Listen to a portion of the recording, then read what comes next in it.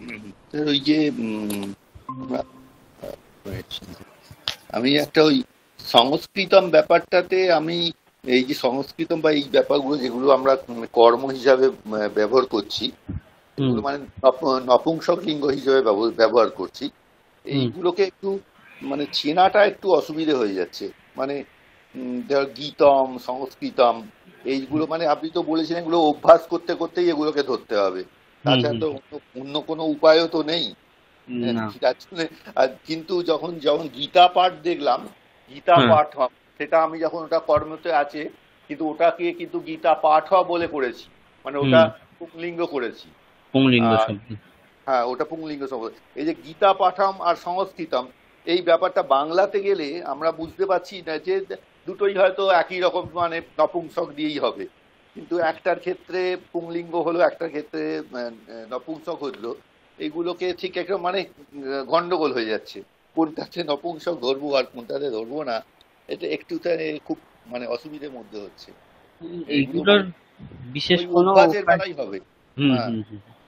বিশেষ কোনো যে একদম। মানে কিছু নিয়মের দ্বারা যে আপনি এগুলোকে আবদ্ধ করতে চাইবেন, হ্যাঁ, হ্যাঁ, এগুলোকে নিয়মের দ্বারা বোঝা খুবই কঠিন ব্যাপার। ঠিক হ্যাঁ, আছে, কারণ সংস্কৃত, আমি বলছি, লিঙ্গ যে পাণিনি মুনি যে লিঙ্গানুশাসনম করেছেন, পাণিনি হ্যাঁ। মুনি যে শুধুমাত্র সূত্র রচনা করেছেন তা কিন্তু নয়। উনি অনেক কিছু রচনা করেছেন, সূত্র তো অবশ্যই রচনা করেছেন, তার সঙ্গে সূত্রে যে সমস্ত ধাতুর উল্লেখ আছে সেই ধাতুগুলোর অর্থ বোঝবার জন্য উনি ধাতু পাঠ করেছেন। হ্যাঁ, ঠিক আছে, ধাতু পাঠের সঙ্গে সঙ্গে গণপাঠ করেছেন, অর্থাৎ এক একটা আমরা যেমন দেখলাম ধাতুর ক্ষেত্রে গণ আছে, সেরকম হুম, শব্দের ক্ষেত্রেও কিন্তু গণ আছে। শব্দের আচ্ছা, ক্ষেত্রে কোন গণে কি কি শব্দ আছে সেই শব্দ অনুযায়ী বিশেষ বিশেষ কাজ হয়, মানে গণ অনুযায়ী কিছু কিছু বিশেষ বিশেষ কাজ হয়। ঠিক আছে, শব্দেরও হুম, গণ ভাগ করেছেন, ধাতুর গণ তো ভাগ করেইছেন। ঠিক আচ্ছা, আছে, আচ্ছা, তাছাড়াও উনি লিঙ্গানুশাসনম বলে একটা বই লিখেছেন, যেখানে কি হয়েছে, হুম, শব্দের লিঙ্গ বলা হয়েছে।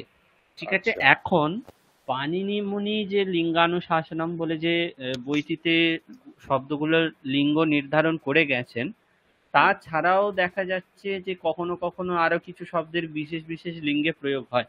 সেগুলো আচ্ছা, এবার কি করে বুঝতে হবে, তার জন্য মানে সব শাস্ত্রতেই এই মতটি গ্রহণ করা হয় যে যারা আর্ষ প্রয়োগ করেছেন, বা আর্ষ প্রয়োগ, যেগুলি আর্ষ প্রয়োগ বলতে আমাদের মানে যে সমস্ত সীতা, পূর্বপুরুষেরা, হ্যাঁ, মুনি ঋষিরা, অথবা যারা আপ্ত পুরুষ, যাদের হুম, বাক্যে মানে বেদের বাক্যে যেই রকম শ্রদ্ধা বা যেই রকম বিশ্বাস আছে, সেই রকম বিশ্বাস যাদের বাক্যে আছে, তাদের হুম, সমস্ত প্রয়োগ দেখে, অথবা যেই সমস্ত লেখকেরা প্রসিদ্ধ প্রসিদ্ধ ডিকশনারি রচনা করে গেছেন, যেমন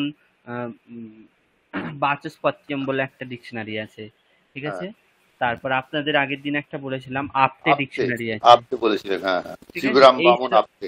হ্যাঁ, এই সব ডিকশনারি গুলোতেও কি হয়েছে, কিছু কিছু শব্দের মানে বিশেষ বিশেষ কিছু শব্দ যেগুলো লিঙ্গানুশাসনে নেই, সেগুলো কি হয়েছে ওই ডিকশনারিতে কোন লিঙ্গ সেগুলো উল্লেখ করা রয়েছে। আচ্ছা, ঠিক আছে, সেই কারণেই সমস্ত শাস্ত্রেরই একটি অভিমত যে সংস্কৃত শব্দের লিঙ্গ বিষয়ে জানতে হলে ঠিকঠাক অবশ্যই ডিকশনারি ইত্যাদির আশ্রয় নিতে হবে, অথবা মুনি ঋষিরা যেই শব্দকে যেই লিঙ্গে প্রয়োগ করে গেছেন, ঠিক আছে, সেই হুম, লিঙ্গ দেখে আমাদের বুঝতে হবে যে ওই শব্দটা ওই লিঙ্গে প্রয়োগ করা হয়।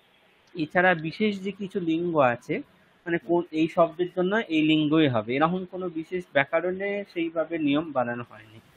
ঠিক হুম, আছে, কিন্তু ওই নিয়ম একটা সকলের জন্য একটা সাধারণ নিয়ম বলা হয়েছে কি, মুনি ঋষিদের প্রয়োগ এবং আহ, শব্দকোষে বা ডিকশনারিতে কিরকম উল্লেখ আছে লিঙ্গের, সেই লিঙ্গ উল্লেখ দেখে বুঝতে হবে যে কোন শব্দের কোন লিঙ্গ হবে।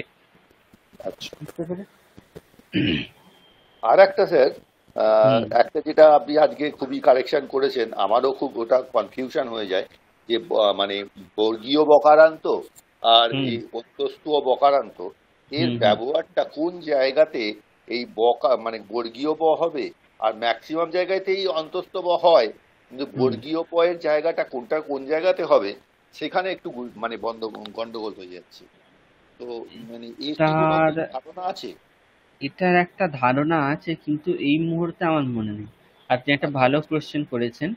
হুম, আমি তাহলে এটি দেখে আমি বলবো আপনাকে একবার, ঠিক আছে? এটির একটা ঠিক যুক্তি আছে। আছে যে হ্যাঁ, কোথায় বর্গীয় ব হয়, কোথায় হ্যাঁ। অন্তঃস্থ ব হয়, যুক্তি একটা আছে।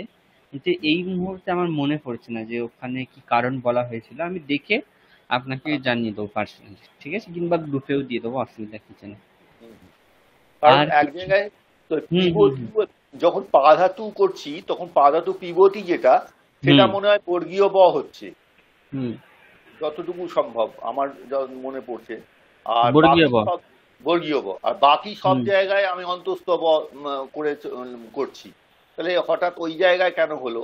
আর বাকি শব্দরূপে তো অনেক জায়গাতেই, ম্যাক্সিমাম জায়গাতেই তো অন্তস্থ ব, কয়েকটা হুম কয়েকটা জায়গায় মাত্র বর্গীয় ব হচ্ছে। ওইটাতে একটু কনফিউশন আছে, যদি কোনো রুল থাকে একটু যদি আপনি দিয়ে দেন তো ভালোই হয়। ঠিক আছে স্যার, হুম।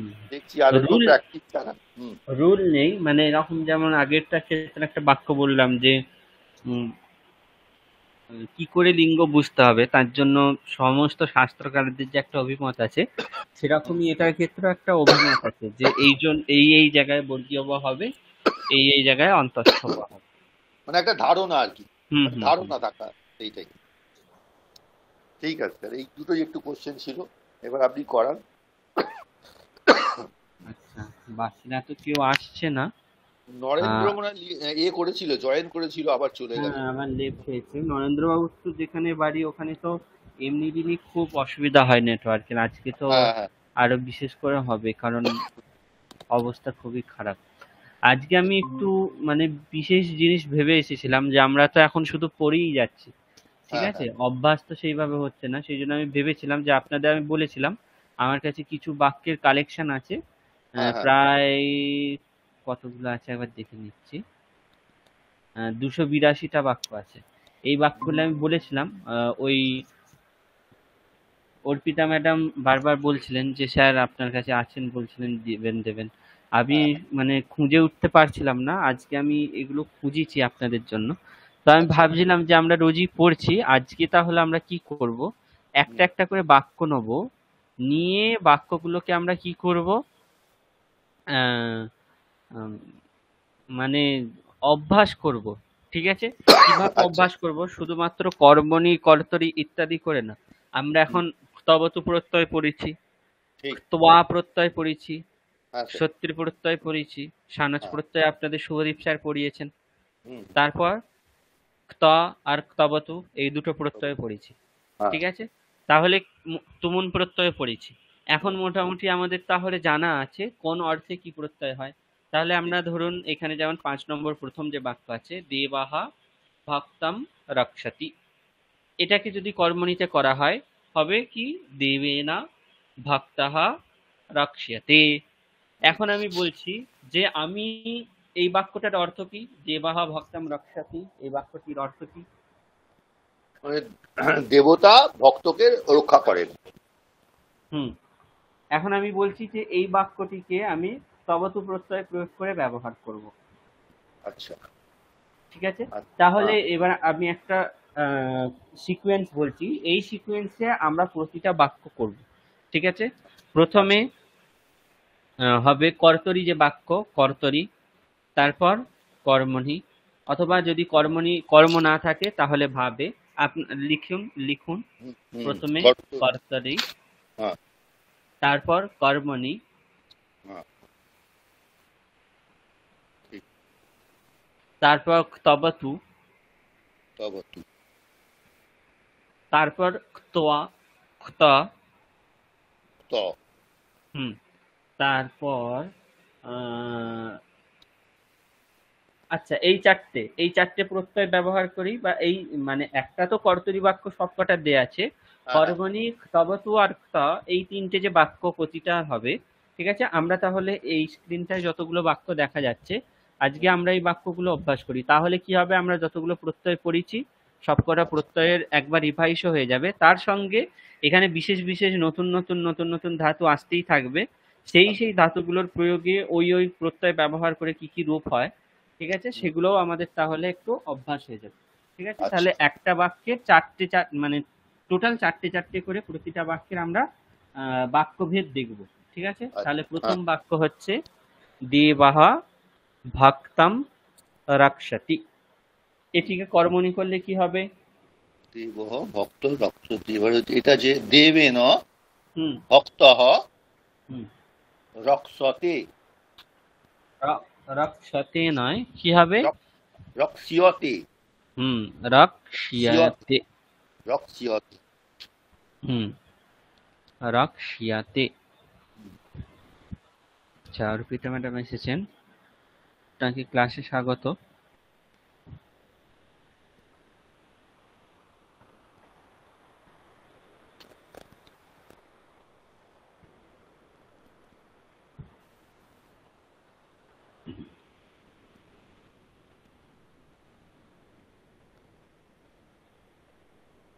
আচ্ছা, অর্পিতা ম্যাডাম আপনি শুনতে পাচ্ছেন? হ্যালো?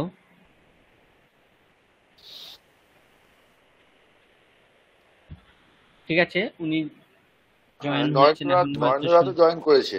নরেন্দ্রনাথ জয়েন করেছে দেখছি। হ্যাঁ হ্যাঁ হ্যাঁ। আচ্ছা, নরেন্দ্রবাবু আপনি শুনতে পাচ্ছেন তো? হ্যাঁ স্যার, আমি শুনতে পাচ্ছি, কিন্তু মাঝে মাঝে নেটওয়ার্কের ডিস্টারবেন্স হচ্ছে। নেটওয়ার্কের ডিস্টারবেন্স হবে, কারণ আজকে সবার হ্যাঁ জায়গাতেই হ্যাঁ, বৃষ্টি প্রচুর বৃষ্টি হচ্ছে। হচ্ছে তো স্যার। হুম, হ্যাঁ, বৃষ্টির কারণে আমি ওটা জয়েন হবেই। করতেই পারছিলাম না। হ্যাঁ হ্যাঁ, ওটা কিছু করার নেই, এখন আপনি শোনা যাচ্ছে মোটামুটি। হ্যাঁ হুম, অসুবিধা হলে বলবেন, না হলে একটু শোনার চেষ্টা হ্যাঁ করবেন। স্যার। তাহলে আমরা কি হ্যাঁ করছি স্যার। আজকে বাক্যগুলো বুঝতে পেরেছেন? আপনাদের স্ক্রিনে যে বাক্যগুলো আপাতত দেখা যাচ্ছে, ঠিক আছে, প্রতিটা বাক্য আমরা কর্মণি তো অবশ্যই চেঞ্জ করব, তার সঙ্গে ত এবং তবতু প্রত্যয় প্রয়োগ করে বাক্যগুলো কি হবে সেগুলো আমরা দেখব। ঠিক আছে, তার ফলে কি হবে, যেই যে এখানে যে নতুন নতুন ধাতুগুলো আসবে, সেই ধাতুগুলোর ত এবং তবতু প্রত্যয় প্রয়োগ করে কি কি রূপ হয়, এবং আহ, কোন লিঙ্গে হবে, ঠিক আছে, কর্তা অনুযায়ী করলে কার কোন শব্দটার কোন লিঙ্গে রূপ হবে, সেগুলো আমরা অভ্যাস করব। ঠিক আছে, এতদিন পড়লাম, এবার কিছু প্র্যাকটিস করা যাক, তারপর আবার পড়বো। ঠিক আছে, শুধুমাত্র পড়লে কি হবে, পড়াই হবে, প্র্যাকটিস বিশেষভাবে হচ্ছে না। ঠিক আছে, তাহলে প্রথম বাক্য দেবাহা ভক্তম রক্ষতি, এটির কর্মণিতে দেবেনা ভক্তাহা রক্ষ্যতে। এখন যদি আমি বলি যে এই বাক্যটিকে আমরা তবতু প্রত্যয় প্রয়োগ করে কি করলে কি হবে, এই বাক্যটিকে তবতু প্রত্যয় দিয়ে প্রয়োগ করলে নরেন্দ্রবাবু কি হবে বলুন? দেবাহা ভক্তম রক্ষতি, এই বাক্যটির অর্থ হচ্ছে দেবতা ভক্তকে রক্ষা করেছে। এখন স্তবতু প্রত্যয়ের কি অর্থ হয় বলেছিলাম? কোন অর্থে স্তবতু প্রত্যয় হয় বলেছিলাম?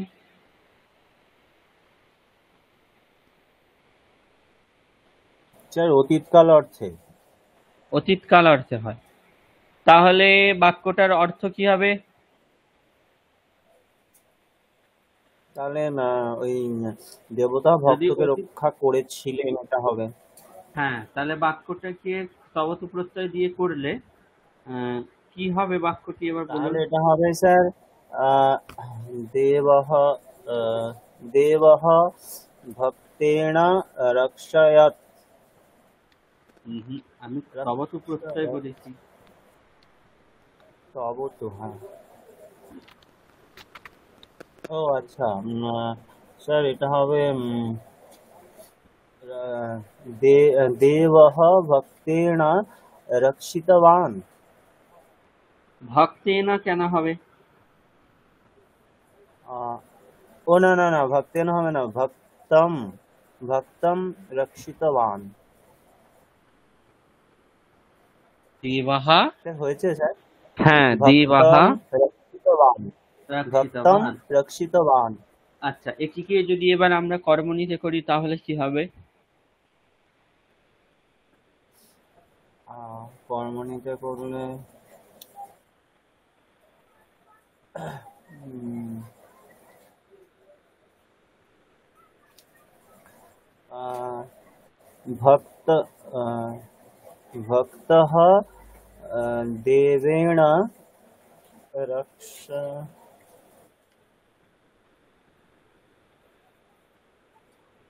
রক্ষয়ত রক্ষতাম।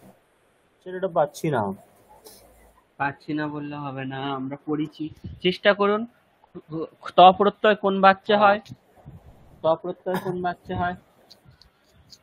তো অবস্থায় তো কর্ম বাচ্চে। কর্ম বাচ্চা হয়। এবার তাহলে কর্ম বাচ্চা হলে কর্তা তৃতীয়াতে যাবে, কর্ম প্রথমাতে আসবে, আর ক্রিয়াপদ কর্ম অনুযায়ী হবে। ঠিক আছে? এখন ক্রিয়াপদে হ্যাঁ, তো ত প্রত্যয় করলে এখানে রক্ষ যে ধাতু আছে সেটি থেকে ত প্রত্যয় করলে কি রূপ হবে? রক্ষিতা। ঠিক আছে? তাহলে রক্ষিতা। রক্ষিতম। হুম, রক্ষিতম হবে না। এবার আপনি, আপনার কাছে যদি খাতা পেন থাকে তাহলে লিখে লিখে করুন, যখন না পারবেন মুখে মুখে না হলে লিখতে হবে। ঠিক আছে? আমি তাহলে স্যার লিখুন আগে লিখছি। হ্যাঁ, লিখুন বাক্যটি যে দেবাহা ভক্তম রক্ষতি। এবার যেই চেঞ্জগুলো হবে ঠিক তার নিচে নিচে লিখতে হবে। কর্তা প্রথমা থেকে কোথায় যাবে? তৃতীয়াতে যাবে। ঠিক আছে? তাহলে দেবাহা এটি কি হবে? দেবেণ। দেবে না হবে। মূর্ধন্য নয়, দন্তন্য হবে, কারণ এখানে রকার কিংবা দন্তন্য। মূর্ধন্য সকার কিছু নেই। ঠিক আছে? দেবে না। আচ্ছা। তারপর ভক্তম, এটি দ্বিতীয়াতে আছে, প্রথমাতে যাবে, যেহেতু ভক্তঃ। কর্মবাচ্চা প্রথমাতে। হ্যাঁ, ভক্তঃ। এরপর রক্ষ ধাতু থেকে ত প্রত্যয় করলে রূপ হয় রক্ষিতা। এটা হচ্ছে মেন শব্দ। তাহলে এটি কর্তা কর্মকে অনুসরণ করবে। কর্মর যেই লিঙ্গ, যেই পুরুষ, যেই বচন, সেই রকম রূপ হবে। তাহলে এখানে ভক্তাহা, এটা কোন লিঙ্গ, কোন বিভক্তি রূপ? এটা হচ্ছে প্রথম আর এক বচন। লিঙ্গ কি? পুংলিঙ্গ। পুংলিঙ্গ। তাহলে ত প্রত্যয়ান্ত শব্দটিও কি হবে? রাম পুংলিঙ্গের রাম প্রথমার। শব্দের মতো।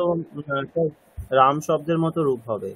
হুম, তাহলে কি হবে রাম শব্দের মতো রূপ হলে? তাহলে হবে স্যার, আহ, দেবাহ ভক্তেন রক্ষিতঃ।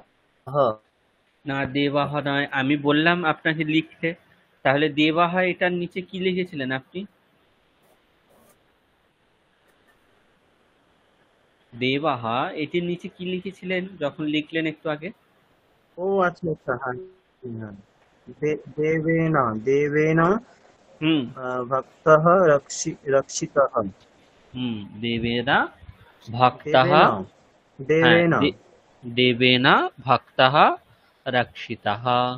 আচ্ছা, ভক্তঃ তারপরের বাক্য। ভক্তঃ রক্ষিতঃ। হুম, তারপরের বাক্য।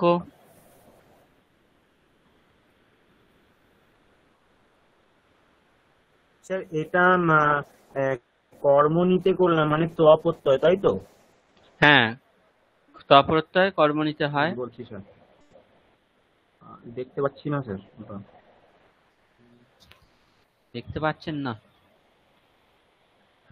আহ, আচ্ছা, মানে এরপরে কি করবো স্যার, তব তো না। তবতু তো করলেন, তবতু হ্যাঁ। করে বললেন তো না, দেবাহা ভক্তম রক্ষিতবান। আমি ও আচ্ছা এরপরে আচ্ছা, হ্যাঁ। নেক্সট যে বাক্যটি আছে সেটির অর্থ কি জিজ্ঞাসা করলাম। গায়কাহা রাম গুণম গায়তি। গায়কাহা রাম গুণম গায়তি।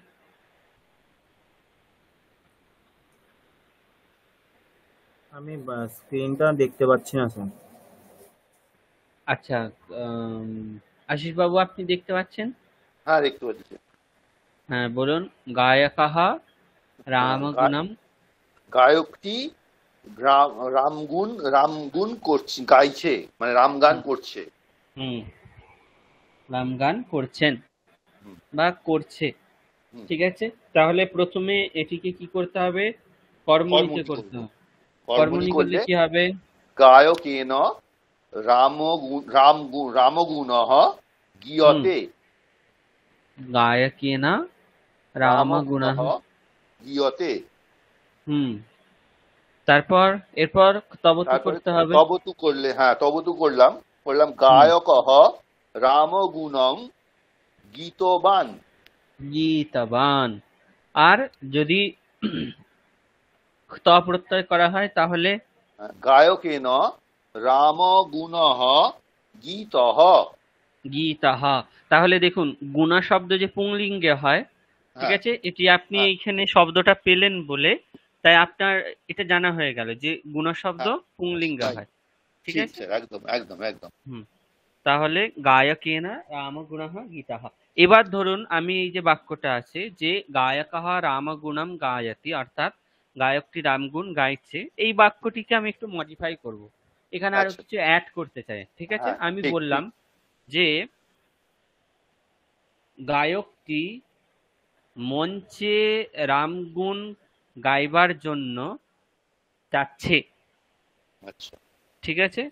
হুম, গায়কটি রামগুণ গাওয়ার জন্য বা রামগান গাওয়ার জন্য মঞ্চে যাচ্ছে, ঠিক আছে। এই বাক্যটিকে যদি আমরা অনুবাদ করি, আমি আবার বলছি আপনারা লিখতে পারেন, হুম, হুম। গায়কটি রামগান করার জন্য মঞ্চে যাচ্ছেন। নরেন্দ্রবাবু শুনতে পাচ্ছেন আপনি? শুন- শুনতে পাচ্ছি কিন্তু দেখতে পাচ্ছি না। আমি এই বাক্যটা আমি নিজে থেকে বলছি, এটা কোথাও লেখা নেই, আপনি হ্যাঁ, খাতায় লিখুন। ওটা ওটা হ্যাঁ ওটা লিখছি। ওটা হুম। লিখছি স্যার, হ্যাঁ। গায়কটি রামগান করার জন্য বা রামগান গাওয়ার জন্য মঞ্চে যাচ্ছেন। মঞ্চে যাচ্ছে।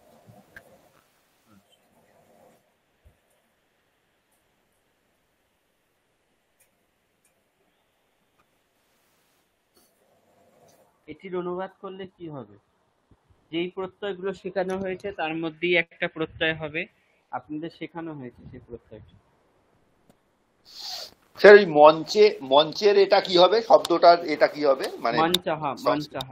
মঞ্চ হ। আচ্ছা, তাহলে এটা কি মঞ্চ, মঞ্চম, এ- এটা হবে স্যার, তাহলে আমি বলবো বলুন। গায়ক হুম রাম রামগুণম গাতুম হুম মঞ্চম গচ্ছতি, মঞ্চম গচ্ছতি। গচ্ছতি। তাহলে এখানে কি হলো? তুমুন তুমুল প্রত্যয়, প্রত্যয় হলো। কেন হলো? কারণ গাওয়ার জন্য মঞ্চে গাওয়ার জন্য যাচ্ছে, মঞ্চে যাচ্ছে, ঠিক হ্যাঁ। আছে। তাহলে একটি ক্রিয়ার জন্য যখন আরেকটি ক্রিয়া করা হয়, যেই হুম, ক্রিয়াটির জন্য আরেকটি ক্রিয়া করা হয় সেখান থেকে তুমুল প্রত্যয় হয়। তাহলে হ্যাঁ। এখানে গাওয়ার জন্য মঞ্চে যাচ্ছে, ঠিক আছে। হুম, যেহেতু গাওয়ার জন্য যাচ্ছে তাই গাওয়া এটির যে মেন ধাতু গাই হুম, ধাতু, সেই হুম, গাই ধাতু থেকে তুমুল প্রত্যয় হয়ে গাতুম, ঠিক গাতুম, আছে। ঠিক। গায়কः রামগুণম গাতুম মঞ্চম মঞ্চম গচ্ছতি। গচ্ছতি। হুম, বুঝতে ঠিক পেরেছেন? স্যার আরেকবার ঠিক। বাক্যটা বলবেন স্যার, বাক্যটা। হ্যাঁ হ্যাঁ বলছি। গায়কः রামগুণম গাতুম, গায়কः রামগুণম গাতুম মঞ্চম গচ্ছতি, মঞ্চম গচ্ছতি,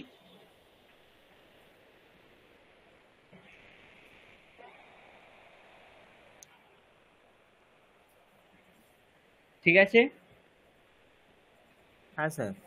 আচ্ছা, এখন নেক্সট যে বাক্যটি আছে, অর্পিতা ম্যাডাম আপনি কি আমাদের কথা শুনতে পাচ্ছেন? হ্যাঁ স্যার, এখন শুনতে পাচ্ছি। আচ্ছা, 7 নম্বর যে বাক্যটা আছে, আপনি বলেছিলেন যে বাক্যর যে লিস্টটা আছে সেটা দিলে ভালো হয়।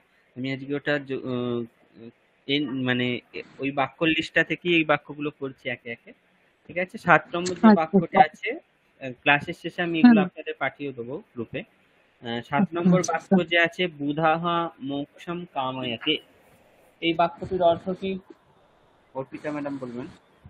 বুধাহ। বুধা মানে হচ্ছে, বুধা মানে কি পণ্ডিত বা মানে জ্ঞানী ব্যক্তিগণ হচ্ছে যে হ্যাঁ, মোক্ষকে কামনা করে। হুম, জ্ঞানী ব্যক্তিগণ মোক্ষ কামনা করছেন, ঠিক আছে। তাহলে এই বাক্যটিকে যদি আমরা কি করছি বুঝতে পেরেছেন তো? একটি বাক্য নিচ্ছি, হ্যাঁ, সেই একটা বাক্যটির বাক্যকে সেটাকে কর্মণি করছি, কর্মবাচ্যে পরিণত করছেন, হ্যাঁ, দিয়ে তারপর তারপর তবত সেটাকে প্রত্যয় করছি, বুধু আবার প্রত্যয় করছে না, তারপরে ত প্রত্যয় করছেন। তপ্রত্যয় করছি আবার। স্যার এখানে তো বুধ এক বচনে আছে না, হ্যাঁ, বুধাহ এক বচনে আছে। মানে জ্ঞানী ব্যক্তি, হুম তাই তো? হ্যাঁ হ্যাঁ। আচ্ছা ঠিক আছে।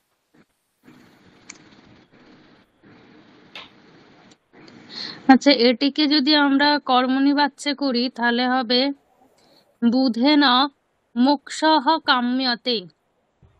বুধেনা মোক্ষাঃ মোক্ষঃ কাম্যতে। কাম্যতে। তাহলে আশিস বাবু দেখুন এখানে আর একটা শব্দের লিঙ্গ কিন্তু জানা হলো আমাদের। মোক্ষ শব্দ অকারান্ত পুংলিঙ্গ শব্দ।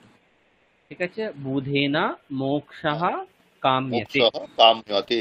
হ্যাঁ আচ্ছা, এবার ঠিক। যদি বাক্যটিকে তবতু প্রত্যয় করা হয় কি হবে কর্তিকা ম্যাডাম? বুধঃ হুম, মোক্ষম কামিবান। কামিতাবান। ঠিক আছে, এখানেই দেখুন বাক্যের নিচে ত প্রত্যয়ন্ত যে শব্দটা সেটি কিন্তু দেওয়া আছে। আর ত প্রত্যয়ের সঙ্গে একটি মাত্র বৎ যোগ করে দিলেই কি হয়, সেটা তবতু প্রত্যয়ন্ত হয়ে যায়। তবে তো তাই হলো। বিশেষভাবে আর তবতু প্রত্যয়ন্ত শব্দের রূপ কিন্তু বিশেষভাবে আলোচনা করা হচ্ছে না। ঠিক আছে, এরপরও আর একটা জিনিস আছে, দেখুন প্রতিটার ক্ষেত্রে মানাম গানাম হ্যাঁ, হুম। আছে। আমরা সেই প্রশ্নটা দেখিনি, ওটি এখনো বাকি আছে। ওটার ক্ষেত্রে একটু বিশেষ যোগ করতে হবে, সেই জন্য ওটা এখন বাকি আছে। কিন্তু ওটা বাদ দিয়ে বাকি যেই সমস্ত আছে, গীতা, গীতাবান, গীয়াতে ইত্যাদি আমাদের দেখা হয়ে গেছে। আচ্ছা, নরেন্দ্র বাবু কিছু বলবেন আপনি? না স্যার, শুনছি। তাহলে মাইকটা একটু মিউট করুন, কারণ আপনার ওখান থেকে সাউন্ড আসছে। ও হুম। আচ্ছা, এরপর অর্পিতা ম্যাডাম, তাহলে বাক্যটিকে যদি ত প্রত্যয়ান্ত করা হয় কি হবে? বুধেন মোক্ষঃ কামিতঃ। বুধেনা মোক্ষঃ কামিতঃ। কামিতঃ। হুম। এখন বলা হচ্ছে যে ধরুন আমি এই বাক্যটিকে এইভাবে করলাম যে পণ্ডিত ব্যক্তিগণ মোক্ষ কামনা করে মোক্ষ কামনা করে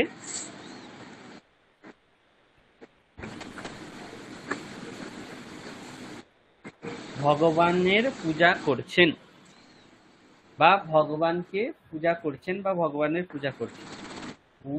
পণ্ডিত ব্যক্তি বা বুধাহা মোক্ষ কামনা করে ভগবানের পূজা করছেন। ঠিক আছে, এটিকে যদি অনুবাদ করা হুম। হয় বাক্যটি কি হবে? আপনাদের যে তাহলে হবে সমস্ত প্রত্যয় পড়ে বুধঃ মোক্ষম কাময়িত্বা ভগবানম পূজয়তি বা আরেকবার বলুন, অর্চতি। কি বললেন আরেকবার বলুন। ভগবত্তম হবে। ভগবান ভগবান ভগবন্ত ভগবন্ত ভগবন্তম। বুধঃ মোক্ষম প্রথমে কাময়িত্বা ভগবন্তম প্রথমে পূজয়তি। প্রথমে আপনি বললেন ভগবানম, তারপর হলো ভগবতম। না, এখন ভগবন্তম হবে। মানে ভগবন্তম। সবকটা মিলে শেষমেশ এলো, তাই তো? ভগবানম ওখানে দন্তন্য, আর এখানে ভগবতম, এখানে তকার মিলে শেষে ভগবন্তম। আচ্ছা, তাহলে ফাইনাল যে বাক্যটা হলো সেটি কি আরেকবার বলুন। বুধাহা। বুধঃ হুম, মোক্ষম কাময়িত্বা ভগবন্তম পূজয়তি। ভগবন্তম পূজয়তি। ঠিক আছে। আচ্ছা, এরপর ধরুন স্যার একবার বাক্যটা বলবেন। আহ, বুধাः মোক্ষম কাময়িত্বা ভগবন্তম পূজয়তি।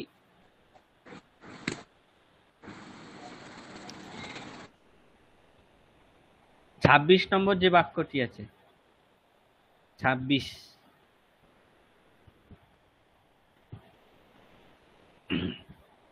নরেন্দ্রবাবু দেখতে পাচ্ছেন 26 নম্বর বাক্য? স্যার স্ক্রিনটা দেখা যাচ্ছে না, শুনতে পাচ্ছি। ও আচ্ছা, ঠিক আছে, তাহলে আপনি শুনুন এরপরের বাক্যটা আশিস বাবু বলছেন। আশিস বাবু, 26 নম্বর বাক্য কি আছে? হ্যাঁ, নীচাহ জনাহ সদা কলহম ইচ্ছন্তি। কলহম ইচ্ছন্তি। বাক্যটির অর্থ কি? ইচ্ছন্তি নীচ ব্যক্তিরা হুম। সর্বদা কলহ মানে কলহ করতে ইচ্ছা করে, কলহ মানে কি? মানে বিবাদ, বিবাদ? মানে চলিত বাংলায় বলতে গেলে কি? ঝগড়া ঝগড়া। হ্যাঁ, ঝগড়া। এটি বললে মানে বাক্যটা ঠিকঠাক জমছে। বিবাদ ইত্যাদি আচ্ছা। বললে আমাদের জমে না। নিজ মানুষেরা সবসময় ঝগড়া বা বিবাদ বা কলহ করতে ইচ্ছা করে। ঠিক আছে? আচ্ছা, হ্যাঁ। আচ্ছা, নরেন্দ্রবাবুর আগে কিছু প্রশ্ন আছে, শুনি স্যার একটু তারপর। বাক্যটা বলবেন, লিখে নেবো। হ্যাঁ, হ্যাঁ একটু লিখে নিতেন, নিচাহা বাক্যটা একটু বলবেন। নিচ জানাহা নিচাহা জনাহা নিচাহা জনাহা সদা সদা কলহম ইচ্ছন্তি কলহম ইচ্ছন্তি।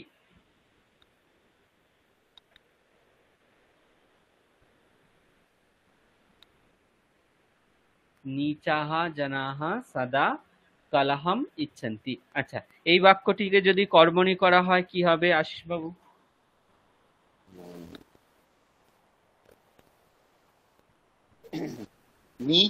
নীচাহ জনাহ সদা কল এটা হচ্ছে কি করব, কর্মণি করব। তাহলে হচ্ছে জনাহা জনৈহি নীচৈ জনৈহি হুম সদা হুম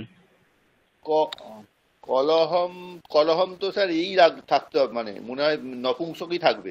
না, তার জন্য এই বাক্যটা আমি করতে বললাম। আচ্ছা, কলহ একটা পুংলিঙ্গ। পুংলিঙ্গ শব্দ। কলহ কলহ হচ্ছে অকারান্ত পুংলিঙ্গ শব্দ। ঠিক আছে, কলহ। কলহ হুম ইষ্যন্তে। হুম ঈশান্তে কি করে হবে? আচ্ছা, ও সদ কলহম, তাহলে তো পুংলিঙ্গ এটা রয়েছে, তাহলে কলহ ইষ্যতে। ঈশাতে নয়, কি হবে? ঈশাতে। ইষ্যতে, হ্যাঁ হুম ইষ্যতে হুম জপালা। হুম নিচহি জনহি সদা কলহ ইষ্যতে। ঈশাতে। আচ্ছা, সদাটা চেঞ্জ হবে না? সদাটা আকারান্ত আছে, ওটাকে যদি আমি চেঞ্জ করি সদায়া হবে না? না, সদা সদা তো স্যার স্যার এটা সদা অব্যয়, অব্যয়। অব্যয়। হ্যাঁ, এটা সদা তো কোনো চেঞ্জ হওয়ার অব্যয়। কথা না। হ্যাঁ, সদা অব্যয়, তাই কোনো চেঞ্জ হবে না। চেঞ্জ হবে তাহলে না। নিচৈহি জনৈহি সদা কলহঃ ইষ্যতে। নরেন্দ্রবাবু লিখেছেন নিচৈহি জনৈহি সদা কলহঃ ইষ্যতে। ঠিক আছে? স্যার আমি লিখেছি, শেষ শব্দটা একটু বানানটা যদি বলেন। ইষ্যতে বানান এখানে লেখা আছে, দেখুন। ঈর্ষাতে বানান কি স্যার? ঈর্ষাতে ইষ্যাতে বানান এখানে নিচে যে ব্র্যাকেটে লেখা আছে ওখানে দ্বিতীয় শব্দ দেখুন ইষ্যাতে লেখা আছে। প্রিন্টও রস্বইকার দেখতেই পাচ্ছি।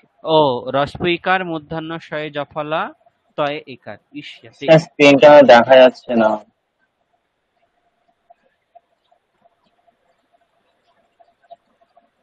রস্বইকার মূর্ধন্য শয়ে জফলা তয়ে একার ইষ্যাতে।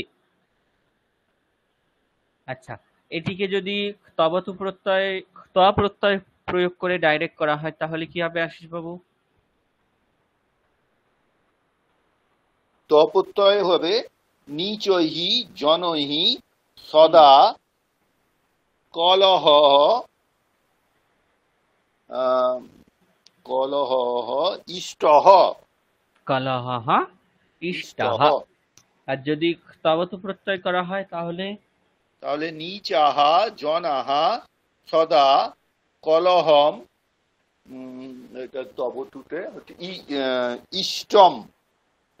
না, না, তবতুতে নয়, ইষ্টবৎ। ইষ্ট ইষ্টবৎ ইষ্টবৎ। জনাহা কলহ ইষ্ট বান, পুংলিঙ্গ শব্দ তো, ইষ্টবান। ইষ্টবান। ভালো করে ভেবে বলুন, তাড়াহুড়োর কিছু নেই, সময় আছে আপনার হাতে। ভালো। বহু বচন হবে, বহু বহু বচন। বচন আছে, হ্যাঁ। ইষ্টবন্ত ইষ্টবন্ত। হুম তাহলে দেখুন সংস্কৃতকে ফাঁকি দিয়ে আপনি কোথাও যেতে পারবেন না। আপনাকে ঠিক কোথাও না কোথাও আটকে দিচ্ছে। যতক্ষণ না সংস্কৃত মাতা তুষ্টা হচ্ছেন ততক্ষণ আপনাকে আটকেই রাখবেন উনি। তাহলে কি হলো? নিচাহা নিচাহ জনাহ জনাহ সদা সদা কলহ হুম, ইষ্টবন্তঃ কলহ কি করে হবে? কলহম ইষ্টবন্তঃ। ইষ্টবন্তঃ। আচ্ছা, নরেন্দ্র বাবু আপনি সবকটা বাক্য লিখেছেন ত এবং তবতিতে? হ্যাঁ স্যার। আচ্ছা, তারপর 27 নম্বর যে বাক্য আছে হ্যাঁ স্যার। অর্পিতা ম্যাডাম 27 নম্বর বাক্য।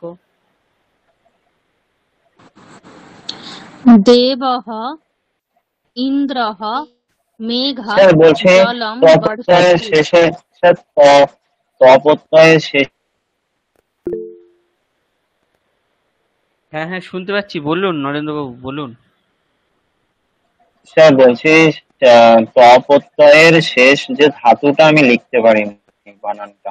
নিচয়ই জলাই সদা কলহ। তারপরে কি বললেন ওটা বুঝতে পারিনি। ইষ্টঃ রাস্পইকার মূর্ধন্যশয়টায় বিসর্গ। ইষ্টঃ।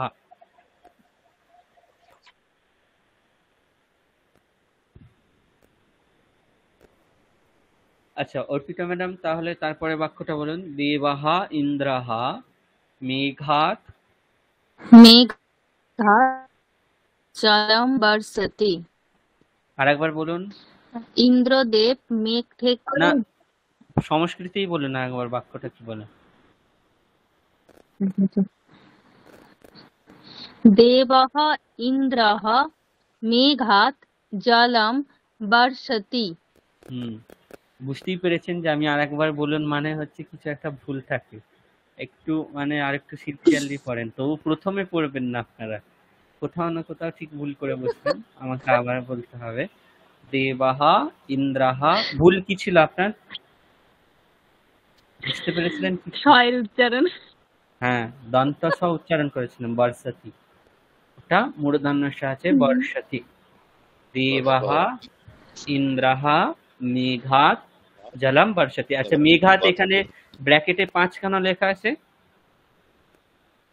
পঞ্চমী বিভক্তি হয়েছে মেঘ থেকে, পঞ্চমী বিভক্তি আছে তাই 5 লেখা আছে। অপাদান হয়েছে আর কি। আচ্ছা, এবারে এই বাক্যটিকে যদি আমরা ডাইরেক্ট কর্মবাচ্য করি কি হবে, সরি কর্মণিক ত প্রত্যয় করি তাহলে কি হবে? দেবাহা ইন্দ্রাহা মেঘাত। তাহলে মেঘাৎ জলম বৃষ্টম। দেবেনা, দেবেনা তারপর দেবেন ইন্দ্রেণ ইন্দ্রেণ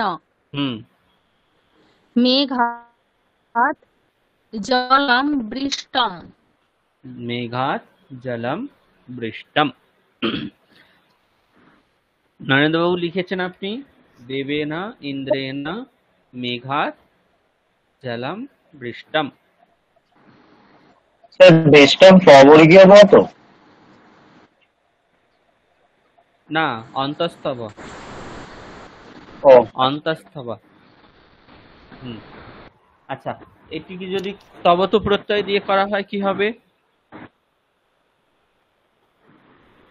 দেবঃ ইন্দ্রঃ মেঘাৎ জলম বৃষ্টবান।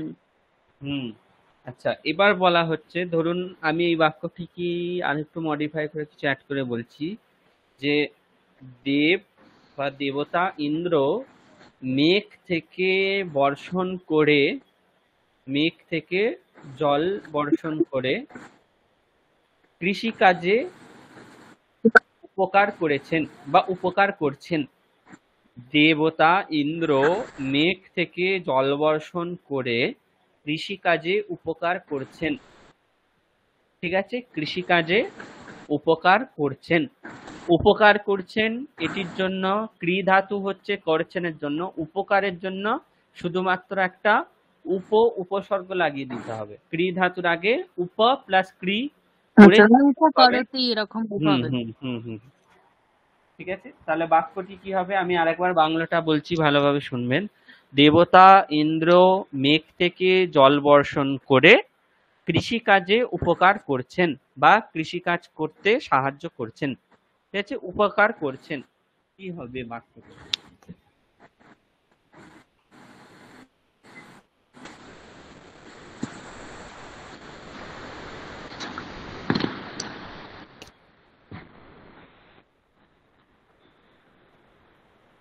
হ্যাঁ, দেবঃ ইন্দ্রঃ হুম, মেঘাৎ জলম বর্ষয়িত্বা আহ, কৃষিকাজম কর্তুম উপকরতি। উম, কৃষিকার্যম কর্তুম উপকরতি, এরকম ভাবে করা যায়, অথবা কৃষিকার্যায় উপকারতি, কৃষিকাজের জন্য উপকার করছেন। ঠিক হ্যাঁ, আছে, কৃষিকাজের জন্য, ডাইরেক্ট হ্যাঁ, ডাইরেক্ট কৃষিকাজের চতুর্থীও কাজে, করে হ্যাঁ। দিতে পারেন। হুম কৃষিকার্যম হুম কর্তুম হুম হুম আর কৃষিকার্যায় দুটোই হবে, কারণ কর্তুম যেটার অর্থ, কর্তুম বলতে আমরা যে নিমিত্ত অর্থ বোঝাচ্ছি, চতুর্থ করলেও সেই নিমিত্ত অর্থই প্রতিপাদিত হতো। ঠিক আছে, তাই দেবः ইন্দ্রः মেঘাৎ জলম বর্ষয়িত্বা কৃষিকার্যায় উপকারতি অথবা কৃষিকার্যম কর্তুম উপকারতি। ঠিক আছে, তাহলে দেখুন এর মধ্যে আবার আমরা ত্বা প্রত্যয়েরও ব্যবহার করে ফেললাম বাক্যে, আবার তুমুন প্রত্যয়েরও ব্যবহার করলাম, অথবা চতুর্থী বিভক্তিরও ব্যবহার আমরা করলাম একটি বাক্যে। ঠিক আছে, দেবাহ ইন্দ্রাহ মেঘাৎ জলম বর্ষয়িত্বা কৃষিকার্যায় অথবা কৃষিকার্যার্থম এটাও বলতে পারেন আবার। ঠিক আছে, কৃষিকার্যার্থম হ্যাঁ কৃষিকার্যায় অথবা কৃষিকার্যম কর্তুম উপকারতি। ঠিক আছে, উপকারতি। হুম তাহলে দেখুন এখানে একটা বিশেষ জিনিস স্যার, শেখা হলো যে কর। হ্যাঁ বলুন নরেন্দ্র বাবু। স্যার ওইটা একটা শব্দ একটু বলবেন, ওটা মানে তিনটে বললেন তো বুঝতে গুলিয়ে যাচ্ছে। কৃষি কার্যম না কি বললেন? আচ্ছা, কৃষি কার্যম দেবঃ অথবা ইন্দ্রঃ হুম, কৃষি কার্যম। কৃষি কার্যম কর্তুম অথবা কৃষি কার্যায় অথবা কৃষি কার্যার্থম। ঠিক আছে, কৃষি কার্যম কর্তুম অথবা কৃষি কার্যায় অথবা কৃষি কার্যার্থম।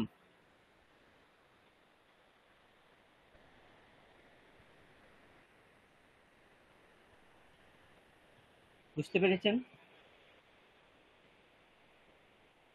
হ্যাঁ স্যার। হ্যাঁ, এবার যেটা বলছিলাম যে এখানে তাহলে আমরা একটা বিশেষ জিনিস দেখলাম, সেটা হচ্ছে কি, করতি মানে হচ্ছে কি করছেন, উপকারতি মানে কি আবার হয়ে গেল উপকার করছেন। ঠিক আছে, এই সেম একটা 25 নম্বর যে আগে বাক্যটা আছে, 25 নম্বর যে বাক্যটা, সেই বাক্যে কি আছে বলুন, বাক্য কি আছে আশিস বাবু? 25 নম্বরে আছে ঈশ্বরः হুম, মায়াম অবগচ্ছতি। ঈশ্বরः মায়াম মায়াম অবগচ্ছ। অবগচ্ছতি। আচ্ছা, এখানে যে অবগচ্ছতি, এখানে অবটাকে বাদ দিলে আমরা কি পাচ্ছি? গচ্ছতি। গচ্ছতি মানে কি? গচ্ছতি মানে যাওয়া, যাওয়া। যাচ্ছে। কিন্তু যখনই ওখানে অব শব্দটা লাগিয়ে দেওয়া হলো, তখন কিন্তু অব উপসর্গটা যখনই লাগিয়ে দেওয়া হলো, তখন কিন্তু আর অবগচ্ছতি এটির অর্থ যাওয়া থাকছে না, তখন কি অর্থ যাচ্ছে হয়ে যাচ্ছে? মানে বুঝতে পারা। বুঝতে পারা। ঠিক আছে, এটি কেন হচ্ছে? কেন হচ্ছে স্যার বলতে পারবো না তো। অর্পিতা ম্যাডাম জানেন নাকি? ওই উপসর্গ থেকে অনেক সময় অর্থ পরিবর্তন হয় ধাতুর। হ্যাঁ, এটির জন্য একটি শ্লোক আছে, আমি বলছি আপনারা লিখে নেবেন। হুম। উপসর্গেণ ধাত্বর্থः, उपसर्गेण धात्वर्थः बलाद् अन्यत्र नीयते। বলাদ দ। बलाद् अन्यत्र नीयते।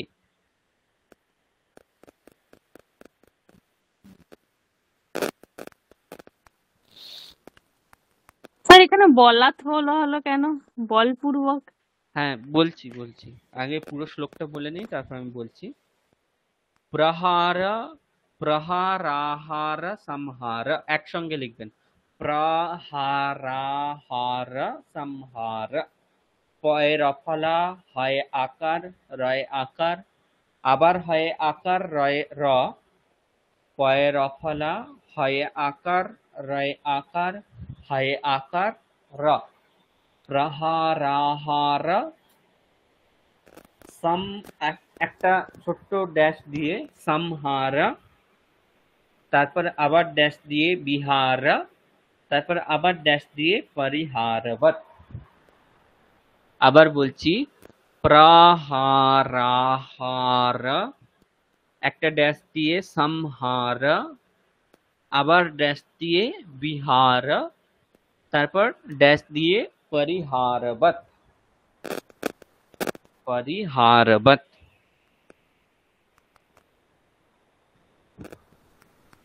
उपसर्गेण धात्वर्थः बलात् अन्यत्र नीयते, प्रहाराहार संहार विहार परिहारवत। লেখা হয়েছে সকলে? হুম। নরেন্দ্রবাবু লিখেছেন? হ্যাঁ স্যার, বলবো? হ্যাঁ বলুন, কি লিখেছেন একবার শুনুন। স্যার, उपसर्गेण धात्वर्थ बलात् अन्यत् नीयते, प्रहाराहार बलात् अन्यत् अन्यत्र। হ্যাঁ, बलात्। ও আচ্ছা আচ্ছা, बलात् अन्यत्र नीयते, अन्यत्र नीयते, प्रहाराहार समहार विहार परिहारवत्। বিহার বানান কে কি লিখেছেন শুনি একটু। আশিস বাবু কি লিখেছেন বিহার বানান? বিহার, ভয়ে হস্যই, বিহার তো কবর্গীয় ব লিখেছি স্যার। অন্তস্থ ব না বর্গীয় ব কি লিখেছেন? অন্তস্থ ব লিখেছি আমি আচ্ছা, কবর্গীয় বর্গীয় ব লিখেছেন। অর্পিতা ম্যাডাম কি লিখেছেন? অন্তস্থ ব। অন্তস্থ ব। এখানে অন্তস্থ বই হবে, কারণ বি বলে উপসর্গ যে আছে সেটির বানান সবসময় অন্তস্থ ব, ঠিক আছে? বর্গীয় ব হয় না। নরেন্দ্র বাবু, আচ্ছা ঠিক আছে। এবার তাহলে দেখা যাক এই শ্লোকটিতে কি বলা হচ্ছে। হ্যাঁ স্যার। কি বলা হচ্ছে না, উপসর্গেণা মানে হচ্ছে উপসর্গের দ্বারা, ধাত্বর্থঃ ধাতুর যে অর্থ সেটি, বলাৎ মানে হচ্ছে বলপূর্বক, অন্যত্র অন্য অর্থে, নিয়তে নিয়ে যাওয়া হয়। অর্থাৎ ধাতুর সঙ্গে যখন উপসর্গ যুক্ত হয়ে যায় তখন উপসর্গ ধাতুর যেটি অর্থ সেই অর্থটিকে ত্যাগ করে ধাতুর অর্থটিকে একটি অন্য জায়গায় নিয়ে যায়। কিরকম? তার পরের লাইনে উদাহরণ দিচ্ছেন। কিরকম উদাহরণ? না, যথা প্রহার। হ্রি ধাতুর অর্থ হচ্ছে হরণ করা, ঠিক আছে? কিন্তু হ্রি ধাতুর সঙ্গে যখন প্র উপসর্গ যোগ হয়ে যাচ্ছে, প্র প্লাস হ্রি যখন হয়ে যাচ্ছে, তখন যে প্র প্লাস হ্রি ধাতু থেকে ঘাই বলে একটা প্রত্যয় আছে, সেই প্রত্যয় হয়ে যখন প্রহার শব্দ নিষ্পন্ন হচ্ছে, তখন কিন্তু প্রহার শব্দের অর্থ হরণ করা নয়, তখন প্রহার শব্দের অর্থ কি হচ্ছে? মারা বা আঘাত করা। তারপর কি বলা হলো? আহার। আপূর্বক হ্রি ধাতু যখন হচ্ছে, হ্রি ধাতুর এখানেও সাধারণ অর্থ হচ্ছে হরণ করা, কিন্তু যখনই সেখানে আ উপসর্গ যুক্ত হয়ে যাচ্ছে, দিয়ে আহার শব্দ নিষ্পন্ন হচ্ছে, তখন কিন্তু আহার শব্দের অর্থ হরণ করা নয়, তখন আহার শব্দের অর্থ আবার কি হয়ে যাচ্ছে? আহার বা ভোজন করা। তখন কিন্তু দেখুন আপূর্বক হ্রি ধাতুর অর্থ তখন প্রহার করাও হচ্ছে না, আবার হরণ করাও হচ্ছে না, তখন কিন্তু আপূর্বক হ্রি ধাতুর অর্থ আবার অন্য হয়ে যাচ্ছে, সেটা হচ্ছে ভোজন করা, ঠিক আছে? সংহার মানে কি? সংহার মানে হচ্ছে সমাপ্ত করা বা শেষ করা, ঠিক আছে? তাহলে দেখুন, হ্রি ধাতুর পূর্বে যখন সম উপসর্গ লাগছে, তখন কিন্তু হ্রি ধাতুর অর্থ না হরণ করা, না আহার করা, না প্রহার করা, তখন কিন্তু আবার অন্য অর্থ হয়ে যাচ্ছে। কি অর্থ? সমাপ্ত করা। তারপর পরিহার। বিহার মানে কি? বিহার মানে হচ্ছে বিহরণ করা বা ভ্রমণ করা, ঠিক আছে? হ্রি ধাতুর অর্থ হরণ করা, তার আগে যখন বি উপসর্গ লাগছে তখন কিন্তু প্র উপসর্গ লেগে যেই অর্থ হচ্ছিল অর্থাৎ মারা, কিংবা আ উপসর্গ যোগ করে যেই অর্থ হচ্ছিল ভোজন করা, কিংবা সম উপসর্গ যোগ করে যে সমাপ্ত করা অর্থ হচ্ছিল, বি উপসর্গ যোগ করে কিন্তু সেই অর্থ হচ্ছে না, তখন কিন্তু আবার অন্য অর্থ যাচ্ছে, তখন কি হচ্ছে, ভ্রমণ করা। তাহলে এইভাবে দেখুন, ধাতুর যে অর্থ, তার সেই অর্থকে ত্যাগ করে এক একটি উপসর্গ যুক্ত হয়ে ধাতুর অর্থকে এক একটা আলাদা আলাদা জায়গায় নিয়ে যাচ্ছে। ঠিক আছে, ধাতু কিন্তু এটা নিজে থেকে করছে না। ধাতুর সঙ্গে উপসর্গ যোগ না করলে ধাতু কিন্তু ধাতুর অর্থকেই বোঝাবে, কিন্তু যখনই উপসর্গ যোগ করা হচ্ছে, উপসর্গ বলপূর্বক ধাতুর নিজের যে অর্থ সেটিকে ত্যাগ করাচ্ছে, দিয়ে উপসর্গ যুক্ত হয়ে নিজের একটা আলাদাই অর্থ প্রকাশ করছে। ঠিক আছে, অর্পিতা ম্যাডাম বুঝতে পেরেছেন বলাৎ এই শব্দটা কেন বলা হয়েছে এখানে? তাহলে হ্যাঁ হ্যাঁ স্যার, বুঝতে পেরেছি। তাহলে উপসর্গ যোগ হলে ধাতুর অর্থ কিন্তু বারবার পাল্টায়। ঠিক আছে, তাহলে এখানে দেখুন, আমরা যে 27 নম্বর বাক্যটা দেখলাম, ওখানে আমি যে উপকারটি বললাম, একটা জিনিস একটু বলে নি, ওই যে আপনি যে সংহার বলেছেন, ওটা সমাপ্ত করা বললেন। আচ্ছা, আমরা তো ওই সংহার করা মানে মানে মারা এরকম কিছু, তো সেটাও তো বোঝাতে পারি। সংহার মানে সাধারণত বিনাশ করাই হয়। হ্যাঁ, বিনাশ করা। হ্যাঁ, ওই সমাপ্ত করা আর বিনাশ করা একই হলো। আচ্ছা, বিনাশ করা, সংহার করা। অসুর সংহার, পরিহার যেটা বর্জন। পরিহার মানে বর্জন না, উচিত নির্ণয় গ্রহণ করা, মানে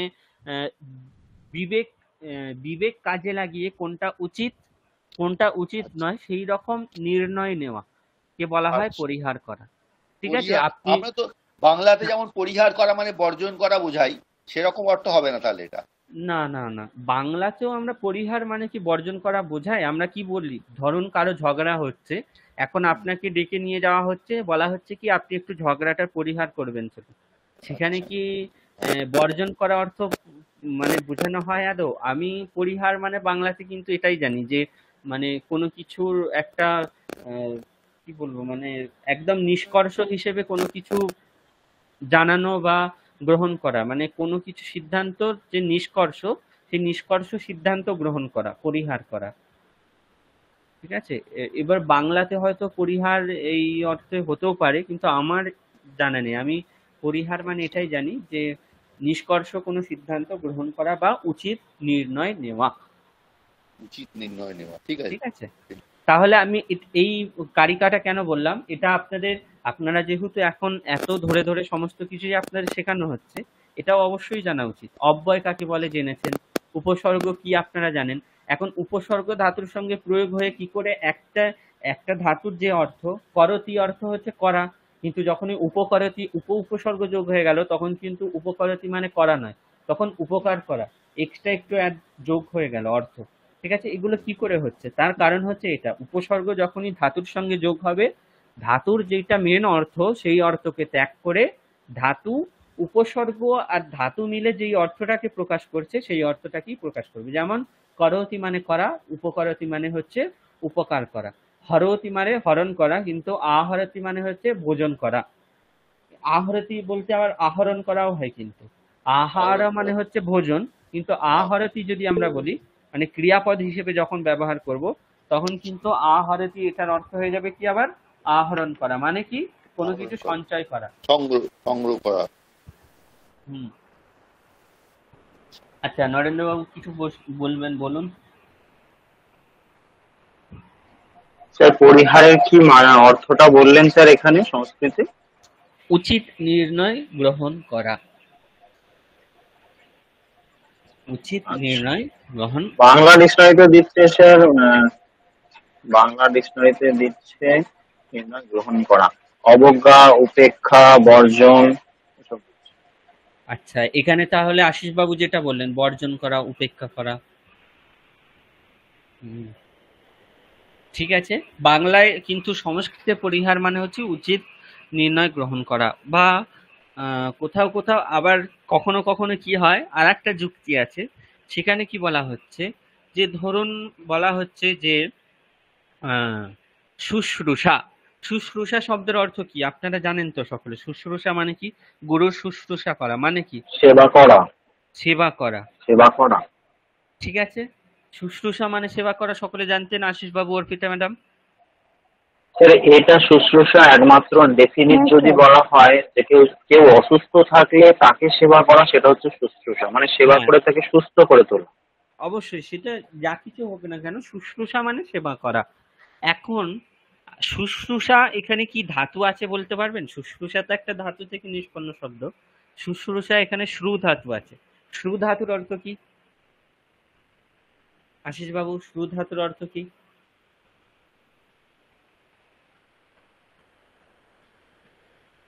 শ্রু ধাতুর অর্থ কি? সুধা, হ্যাঁ, তুই ওটা কি শ্রবণ শ্রবণ করা হ্যাঁ, যেটা সেটা? শ্রু ধাতুর অর্থ হ্যাঁ, হচ্ছে শ্রবণ করা।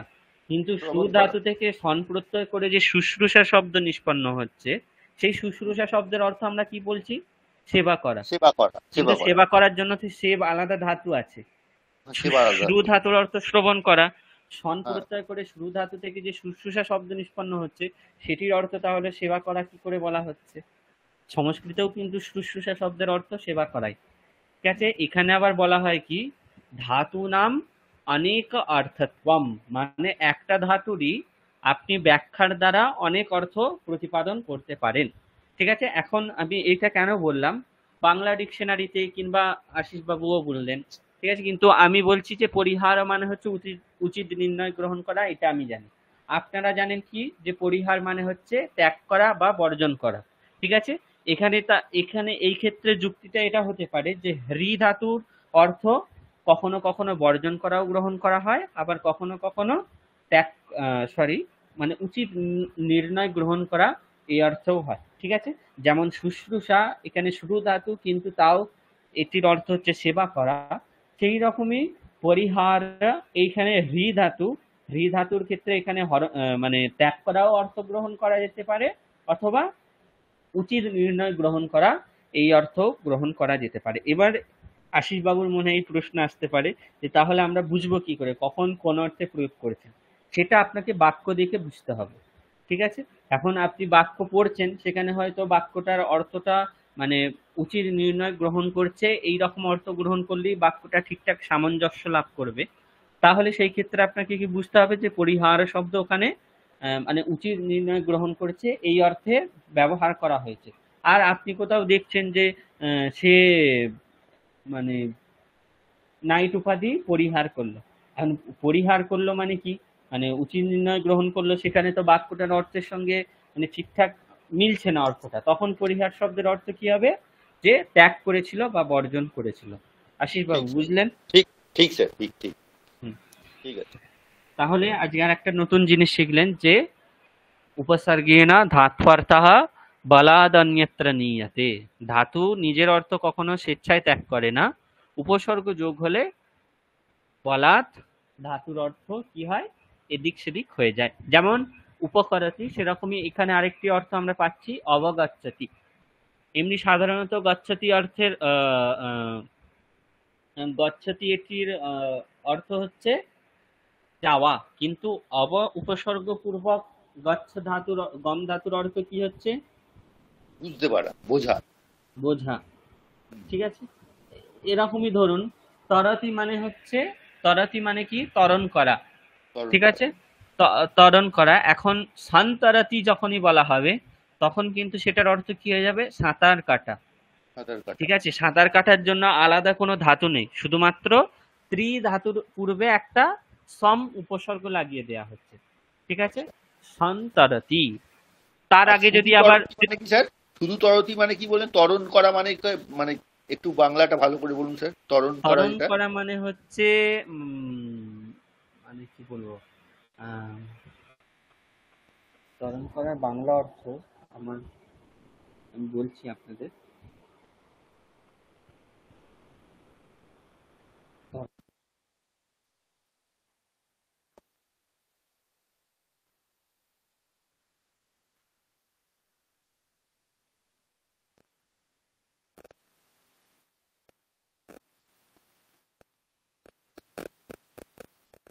তরতি দিয়ে আমরা সাঁতার কাটার অনেক সময় ওই জায়গাটাও তো হ্যাঁ হ্যাঁ, আচ্ছা, তরতি বাংলা পাওয়া বলতে তরতি। শুধুমাত্র তরতি বললেও সাঁতার কাটাও হয়, আবার হ্যাঁ, সন্তরতি বললেও সাঁতার কাটা হয়। সাঁতার ঠিক আছে, কাটা হয়। এটার ক্ষেত্রে হ্যাঁ, সম উপসর্গ দিলে আর একটু ভালোভাবে বোঝা যাচ্ছে যে ভালো হবে, বোঝানো যায়। হ্যাঁ, হুম। আচ্ছা, এরপর যদি আবার অবতরতি বলা হয়, ঠিক আছে, তাহলে তো যেমন অবতরণ করা।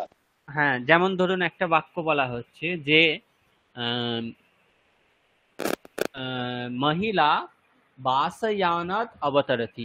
এখন বাসয়ানাত অবতরতি এখানে তরতি ত্রিধাতু আছে, হ্যাঁ, হ্যাঁ, উপসর্গ আছে। এখন যদি আমরা এখানে সাঁতার কাটা কিংবা ত্বরণ করা অর্থ ধরি, বাস হ্যাঁ, থেকে তাহলে হবে সাঁতার না। কাটছে, এটা অর্থ হবে না। হ্যাঁ, তাহলে হ্যাঁ, উপসর্গ যখন যোগ হয়ে গেল, তখন হ্যাঁ, দেখুন কিন্তু অবতরতি ত্রিধাতুর অবতরণ। অর্থটাই পাল্টে গেল, যে অবতরণ করা অর্থাৎ নামা।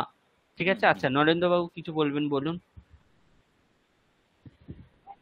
স্যার বলছি, আপনি যেটা বলছেন ওই ধাতু অনেকা অর্থ নাকি এরকম একটা বললেন না, সেই ধাতু ওটা মনে নাম হয় সব ভাষার ক্ষেত্রে ধাতু নাম अनेका अर्थत्वम। অনেকা অর্থোত্তম, এই সব মানে এই শ্লোক বা জানি না কি এটা, শ্লোক সম্ভবত। তো এটা মনে হয় সব ভাষার ক্ষেত্রেই প্রযোজ্য। এটা বাংলাতেও তো এরকমই হয়। দেওয়া, দেওয়া অর্থে তো অনেক রকমই অর্থ হতে পারে, হ্যাঁ, হয় হয় হয়, যে সেগুলো কাউকে দান দেওয়া, সেবা দেওয়া, হ্যাঁ সেটাই আর কি। হুম, সেগুলো হতেই পারে। ঠিক আছে। কিন্তু মজার জিনিস হচ্ছে কি, দেখুন মানে একটাই ধাতু থেকে শুধুমাত্র উপসর্গ চেঞ্জ করে করে আমরা কত কিছু করতে পারছি। ঠিক আছে। যেমন ধরুন আহ গচ্ছতি। গচ্ছতি মানে যাওয়া। একটা উপসর্গ যদি যোগ করে দেওয়া হয়, তাহলে কি অর্থ হয়ে যাচ্ছে? আগচ্ছতি। আগচ্ছতি মানে কি? আশা। আশা। তাহলে আশা। গাচ্ছতি মানে যাওয়া, আর আগাচ্ছতি মানে হচ্ছে আশা। আচ্ছা, গাচ্ছতি মানে হচ্ছে যাওয়া। আচ্ছা। অনুগাচ্ছতি মানে কি? অনুগতি মানে অনুগাচ্ছতি ফলো, ফলো করা, অনুসরণ অনুসরণ করা, করা। হ্যাঁ, অনুসরণ ফলো করা। অনুসরণ করা। করা বা পশ্চাৎ গমন করা। হুম। ঠিক আছে। হুম। আচ্ছা, এবার বলা হচ্ছে তারপর প্রত্যাগচ্ছতি মানে প্রত্যাগমন কি? করা, মানে ফিরে আসা। প্রত্যাগমন, ফিরে হুম, আসা। হুম, ঠিক আছে। এবার ধরুন একটা ধাতু আছে উত্তরায়তি। হুম। উত্তরাতি, উত্তরায়তি নয়, উত্তরাতি। উত্তরাতি মানে হচ্ছে উত্তর দিচ্ছে। ঠিক আছে। তো, আচ্ছা। তার আগে যদি আমরা একটা প্রতি উপসর্গ লাগিয়ে দিই, তাহলে কি হবে? প্রত্যুত্তরতি। মানে কি? প্রতি উত্তর দিচ্ছে। প্রত্যুত্তর বলা হয় না, মানে উত্তরের একটা উত্তরের জবাবে আর ডিবেট কম্পিটিশন যেরকম আর হ্যাঁ, কি। ডিবেট। প্রত্যুত্তরতি। প্রত্যুত্তর, প্রত্যুত্তর দেওয়া। হুম। তাহলে স্যার বাংলা একটা শব্দ আছে পশ্চাৎ ধাবন করা, এটা কি সংস্কৃত শব্দ? পশ্চাৎ ধাবন করা, হ্যাঁ, পশ্চাৎ সংস্কৃত শব্দ, পশ্চাৎ কিন্তু ধাবন ওর পরিবারকে সংস্কৃত শব্দ না? অনুধাবন করা বা অনুধাবতি বলতে পারে। ধাবতি, অনুধাবতি। ও ঠিক আছে। আচ্ছা। এই হলো হুম। উপসর্গ। স্যার আমি উপসর্গ আপনাকে একটা ওই ধাতুর লিস্ট করে দিয়েছিলাম, স্যার ওটা কি দেখেছেন ঠিকঠাক আছে কিনা? স্যার আহ, অনেক ধাতুরই মানে আমি রূপটা লিখেছি, কিন্তু মূল এটা মানে বুঝতে পারছিলাম না যে মূল ধাতুটা কি হবে। আমি এখনো সত্যি কথা বলতে কি মানে দেখে উঠতে পারিনি। আমি ধাতুর ক্লাস যেই দিন নেবো, আপনাদের এর পরের দিনই ধাতুর ক্লাসটা আমি নেবো ভেবেছি। কারণ এরপর সর্বনাম শব্দ নিয়ে আপনাদের কিছু বলা আছে, চিত, চন ইত্যাদি প্রয়োগ। এগুলো কি আপনাদের পড়ানো হয়েছে? চিত, চন প্রয়োগ? স্যার আমরা পেলিতে কিছুটা পড়েছিলাম, মানে ওটা প্যারাগ্রাফ দিয়েছিলেন স্যার, প্যারাগ্রাফ ধরে ধরে চিৎ চেন মানে বলে দিয়েছিলেন, দিয়েছিলেন। আহ, মানে না কি, কখন প্রয়োগ হয়, কিভাবে প্রয়োগ হয় ইত্যাদি ডিটেলসে কেউ পড়িয়েছেন আপনাদের? মানে আশিস বাবু? একটা প্যারা ডিটেলসে সেটা মনে পড়ছে না, তবে একটা প্যারাগ্রাফ ছিল এবং প্যারাগ্রাফে ওখানে চিৎ চেনও প্রয়োগ ছিল এরকম, তারপর ওটা স্যার পড়াচ্ছিলেন একটা class এ। আচ্ছা। আর আপনারা কিছু পড়েছেন নাকি অর্পিতা ম্যাডাম এবং আশিস স্যার বাবু? আমরা ওই মানে এমনি একটা ক্লাসের মধ্যে শেষের দিকে এটা একটু আলোচনা হয়েছিল, মানে সেইভাবে হয়নি, ওই মানে অনিশ্চিত অর্থে মানে হয় এরকম যোগ করে, চিৎ যোগ করেও যেটা হয়, চন যোগ করে অর্থ একই হয়, এরকম করে পড়েছিলাম আর কি।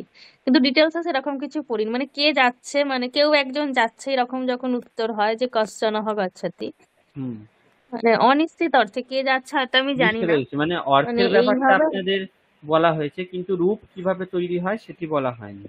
এগুলো একটু হুম। সর্বনাম শব্দ একটু মানে ক্রিটিক্যাল জিনিস আছে। ঠিক আছে। মানে বিশেষ্য হ্যাঁ বিশেষণ হিসেবে হ্যাঁ স্যার, ব্যবহার ওটা হয় তো। আচ্ছা আর একটা পড়ালেও ভালো, ওই চেত নচেত যেটা আর কি আছে। চেত নচেত, আচ্ছা। ওটা তো অব্যয়ের মধ্যে পড়ে যাচ্ছে। অব্যয়টাও ঠিক আছে, হুম, আমরা দেখবো। এখন তো যেহেতু আমাদের মোটামুটি যেগুলো যা পড়ার সবই শেষ হয়েছে, আর কিছু কিছু জিনিস বাকি আছে, আমাদের হাতে এখনো 1 মাস মতো স্যার সময় আছে। অব্যয়ের উপর আমাদের সেরকম হয়নি স্যার, অব্যয়ের উপর ক্লাস নিলে ভালো হয়, ওই জসমা দিয়ে তারপরে আরো কি সব আছে। আচ্ছা ঠিক আছে, আমি তাহলে অব্যয় নিয়ে একদিন আপনাদের ক্লাস নেবো। ওই অব্যয় যাবত তাবত এরকম যেগুলো আছে না। হ্যাঁ হুম, বুঝতে পেরেছি, মানে অব্যয়টা হ্যাঁ স্যার, কিছুই অব্যয়ের উপর হয়নি একটা স্যার আপনার। ক্লাস থাকলে ভালো হয়। হ্যাঁ হ্যাঁ হ্যাঁ, না অব্যয়টা সেরকম ডিটেলস আমাদের কিছুই হয়নি। আচ্ছা ঠিক আছে, তাহলে অব্যয় লিস্টে রইলো। ধাতুর রূপ, আশিস বাবুর রিকোয়েস্টে এখন আমি ধাতু রূপটা করে উঠতে পারলাম না, আমার নিজের খারাপ লাগছে। ধাতু রূপ, অব্যয়, সর্বনাম শব্দ, এই জিনিসগুলো অবশ্যই এখনো আমাদের পড়তে হবে, ঠিক আছে? কারণ এগুলো খুবই ইম্পর্টেন্ট জিনিস বাক্য রচনা করতে গেলে। স্যার মোটামুটি যে, হ্যাঁ বলুন বলুন নরেন্দ্র বাবু, বলুন। যে আমার কিছু না আগে ছবি বুঝতে পারছি না আপনার কথাগুলো বলছি, কেটে যাচ্ছে। আমাদের যে ছিল সেটা ছবি তুলে পাঠাবো। আপনার সমস্ত কথা কেটে গেল। তো আমাদের চেনের পড়া হয়েছিল না, তো হ্যাঁ হ্যাঁ হ্যাঁ হ্যাঁ,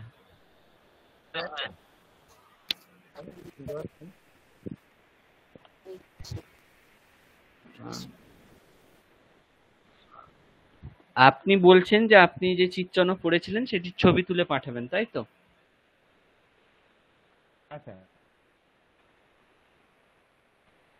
নরেন্দ্রবাবু আপনার কথা শোনা যাচ্ছে না, বাকিরা কি ওনার কথা শুনতে পাচ্ছেন? কেটে কেটে হ্যাঁ যাচ্ছে স্যার, ওই কথা কথাটাই বুঝতে। বললাম, যেটা আচ্ছা আপনি আচ্ছা, ঠিক জিজ্ঞেস আছে করলেন যে ওটাই বললাম। ঠিক আছে ঠিক আছে। এবার দেখুন 109 নম্বর যে বাক্যটা আছে, পত্রম পুষ্পম ফলম তোয়ম ইহ মে ভক্ত্যা প্রয়চ্ছতি। কি বাক্য আছে? হ্যাঁ, পত্রম পুষ্পম ফলম তোয়ম ইয়হ মে ভক্তিয়া প্রযচ্ছতি।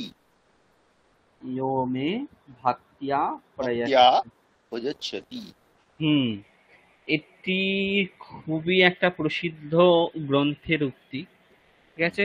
গ্রন্থ থেকেও বড় কথা হচ্ছে ধর্মগ্রন্থ। আপনারা সকলেই নাম শুনেছেন, কারো কি জানা আছে ভগবত এটি? গীতা স্যার। হ্যাঁ, ভগবত গীতার উক্তি এটা। এটি হচ্ছে 9ম অধ্যায়ের 26 নম্বর শ্লোকের একটা অংশ, ঠিক আছে? শ্লোকটা হচ্ছে পত্রম পুষ্পম ফলম তোয়ম ইয়ো মে ভক্ত্যা প্রয়চ্ছতি তদহম ভক্ত্যোপরিতম অশ্নামি প্রয়তাত্মনঃ। অশ্নামি প্রয়তাত্মনঃ।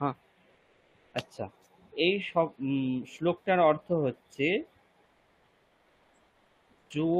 মানে যেই ভক্ত আমাকে পত্র মানে হচ্ছে পাতা অর্থাৎ বিল্লপত্র আদি, পুষ্প মানে হচ্ছে সমস্ত রকম পুষ্প, ফল, এবং তোয়া মানে হচ্ছে জল ইত্যাদি বস্তু ভক্তিপূর্বক, ভক্তিয়া মানে হচ্ছে কি ভক্তির দ্বারা বা ভক্তির সহিত বা ভক্তি সহিত আমাকে অর্পণ করেন, ঠিক আছে?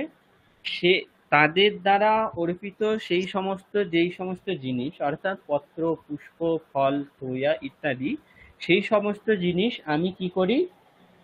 গ্রহণ করি। এটি কে বলছেন? ভগবান স্বয়ং বলছেন, শ্রীকৃষ্ণ, ঠিক আছে?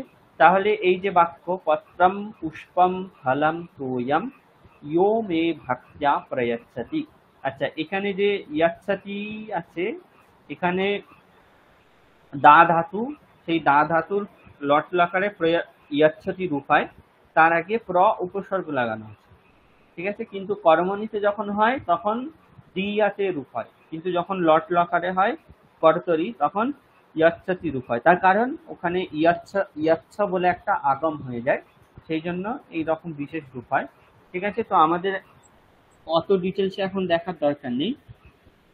এখন তাহলে আমাদের কি করতে হবে? এই বাক্যটিকে কর্মণিতে চেঞ্জ করতে হবে। কর্মণিতে চেঞ্জ করলে কি হবে কে বলতে পারবেন?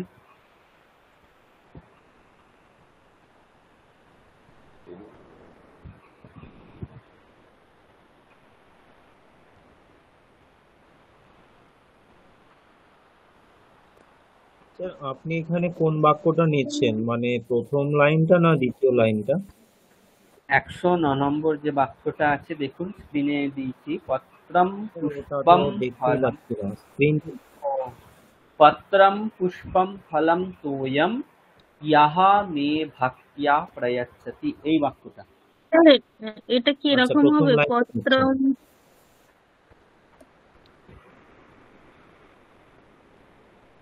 পত্রম পুষ্পম ফলম তোয়ম ইয়েন মে ভক্তিয়া ইয়তে। আর একবার বলুন, অর্পিতা ম্যাডাম, আপনার শেষের দিকে সব কথা কেটে গেল। হ্যালো, আপনার সাউন্ড কেটে যাচ্ছে। সব কথা কেটে গেল, শেষে শুধু দুটো শব্দ ভালোভাবে শোনা গেল। আর একবার বলুন। আচ্ছা আচ্ছা স্যার, এবার শোনা যাচ্ছে স্যার? হ্যাঁ হ্যাঁ, এখন শোনা যাচ্ছে। পত্রম পুষ্পম ফলম তোয়ম ইয়েন মে ভক্তিয়া দীয়তে। দিয়াছে কেন হবে? প্রয়াচ্ছতি আছে। আপনি তো প্রদীয়তে। কর্মণিতে দিয়তেই তো বললেন হ্যাঁ, যে সে আমি বলছি, প্রজাচ্যতিটা। কিন্তু উপসর্গ ত্যাগ করতে তো আমি বলিনি। ও, প্রদীয়তে। উপসর্গ যোগে আছে প্রদীয়তে। প্রদীয়তে। আপনি আর একবার বলুন, কি বললেন অর্পিতা ম্যাডাম? প্রদীয়তে। প্রদিয়াতে ওখানে ওকার আছে কি? না, প্রদীয়তে, অ হবে, অ। প্রদীয়তে। প্রদীয়তে। আশিস বাবু আপনার ভুলটা শুধরে বলে দিলেন উনি, তাও আপনি বুঝতে পারলেন না। আশিস বাবু কিন্তু আপনাকে হিন্ট দিলেন। হ্যাঁ, না না, না না নয়, বুঝতে পেরেছি আমি। আমার উচ্চারণে বড়ই দোষ। আচ্ছা নরেন্দ্র বাবু, আপনার বাক্যটা হয়েছে। স্যার আমি লিখতে পারিনি, আরেকবার বলবেন? পত্রং পুষ্পং পুষ্পং ফলং তোয়ং। তারপর ইয়েনা ইয়ো মে ভক্তিয়া প্রয়চ্ছতি, এটা হচ্ছে বাক্য। এবার উত্তর। উত্তর হচ্ছে পত্রম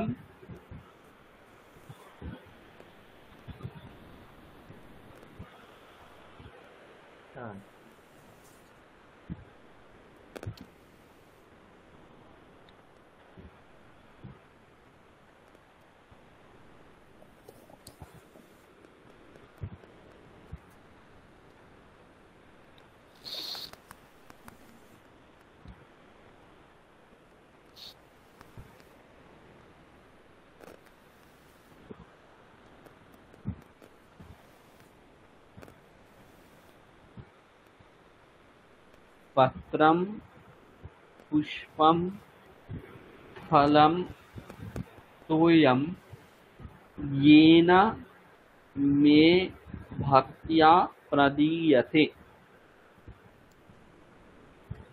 তোয়ং মে ভক্তিয়া। হ্যাঁ, মে ভক্ত্या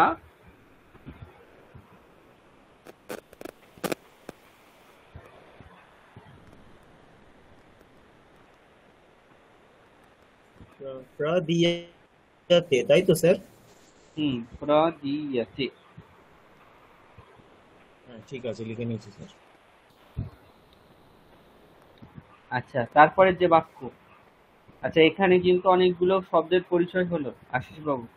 হ্যাঁ স্যার। তোয়াম এই যে নপুংসক ভক্তি কথাটা মানে করণে হয়েছে, মানে তৃতীয়ার এক বচনে হয়েছে, মানে মুনি শব্দের মতো হয়েছে, তাই তো?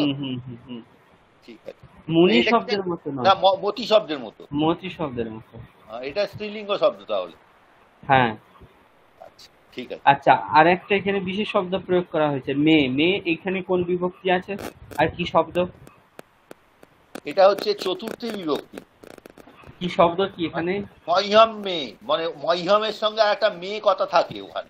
হ্যাঁ, মে কথা নয়, ওটা বিকল্প রূপ, একটা বিকল্প রূপটা থাকে। হ্যাঁ, এটা চতুর্থী বিভক্তি থেকেই হয়েছে। এগুলো স্যার ইউজ তো আমরা সাধারণত করি না, এগুলো মানে মনে হয় মানে বেদে উচ্চারণটা মনে হয় বেশি হয়। না না, বেদে না, এগুলো সব জায়গাতেই প্রয়োগ হয়, কিন্তু কখনো বাক্যের প্রথমে এগুলো ব্যবহার করতে নেই। মানে বাক্যের প্রথম শব্দ ছাড়া হ্যাঁ, হুম, মধ্যে কিংবা শেষে ব্যবহার করতে পারেন, ঠিক আচ্ছা। আছে, কিন্তু প্রথমে কখনো ব্যবহার করতে নেই। হুম, ঠিক আছে। আচ্ছা স্যার, তোয়ং কথাটা যেটা আছে এটাও কি নপুংসকলিঙ্গ? নপুংসকলিঙ্গ তোয়াম। ঠিক আছে। স্যার মানে আগের মানে অনেক আগের ক্লাসে আমি এটা জিজ্ঞেস করেছিলাম ওই মে শব্দটা নিয়ে। এক্ষেত্রে সেক্ষেত্রে আপনি বলেছিলেন যেন মনে পড়ছে যে মানে বাক্যের শুরুতে এবং শেষে কোনো জায়গাতেই এটা ব্যবহার করা যাবে না, কেবলমাত্র মাঝে। ঠিক আমি কি ঠিক মাঝে। কিনা জানি না। আপনি বলেছিলেন, আমি জিজ্ঞেস করেছিলাম এটা মাইয়াম আচ্ছা। মে মানে অবলিক দিয়ে যে মানে এইগুলো থাকে, সাবস্টিটিউট গুলো দুটো করে। আমি বুঝতে পেরেছি, একটু ধরুন আমি দেখে বলছি। হ্যাঁ হ্যাঁ, সম্ভবত আপনার ক্লাসে, আমার ঠিক মনে পড়ছে না। আপনি বলেছিলেন যেন মাঝে ব্যবহার করা হবে, শেষে প্রথমে নয়।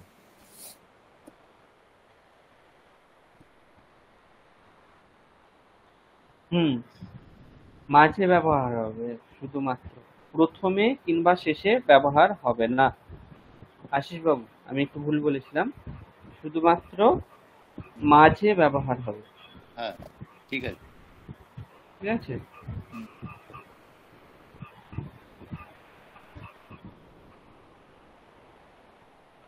আচ্ছা, এরপর বাক্যগুলো করছি, আপনাদের ভালো লাগছে তো? খুব ভালো লাগছে স্যার, এফেক্টিভ ব্যাপার, খুব খুব সুন্দর লাগছে। আজকে ক্লাসটা সত্যি ভালো লাগছে। শুধুমাত্র পড়ে গেলে তো হবে না। আচ্ছা, স্যার, এবার সব থেকে 119। একটা কথা বলি স্যার। হ্যাঁ, আপনার হ্যাঁ। যে এই যে মানে ছোট একটা বাক্য থেকে আস্তে আস্তে আস্তে আস্তে বড় তৈরি করা, এই যে হুম এইটাতে খুব উপকার হয় আর কি। মানে আপনি যে প্রথম একটা বাক্য তারপর বললেন যে মোক্ষ লাভ কামনা করে ভগবানের পূজা করছে, তারপর আর একটা বললেন মঞ্চে যাওয়ার জন্য, গান করার জন্য মঞ্চে যাচ্ছে, মানে আস্তে আস্তে যে বাক্যটা বাড়ছে, হুম এটাতে মানে আরেকটু বেশি শেখা হচ্ছে। একটা ছোট, প্রত্যয়গুলো কিভাবে ব্যবহার করার একটা হ্যাঁ, অবসর তৈরি হচ্ছে, একটা বাক্য হচ্ছে, থেকেই কিভাবে হ্যাঁ, অনেকগুলো প্রত্যয় ব্যবহার করা যাচ্ছে, তার জন্যই এটা করা। হুম, ঠিক আছে। আচ্ছা, তারপরে ঠিক। 119 নম্বর যে বাক্যটা আছে, এটি তিনটে যে রূপ হবে, অর্থাৎ কর্মণি তবতু প্রত্যয় করে আর ত প্রত্যয় করে কি হবে, আর 120 নম্বর যে বাক্য আছে, ঠিক আছে, সকলে এই দুটি বাক্য একটু লিখে ফেলুন, লিখে আমাকে বলবেন, কারণ এই দুটো বাক্য মুখে মুখে করলে একটু অসুবিধা হবে। লিখুন, লিখে স্যার রাখুন। আর একবার বলুন, কি বললেন? 119 আর 120।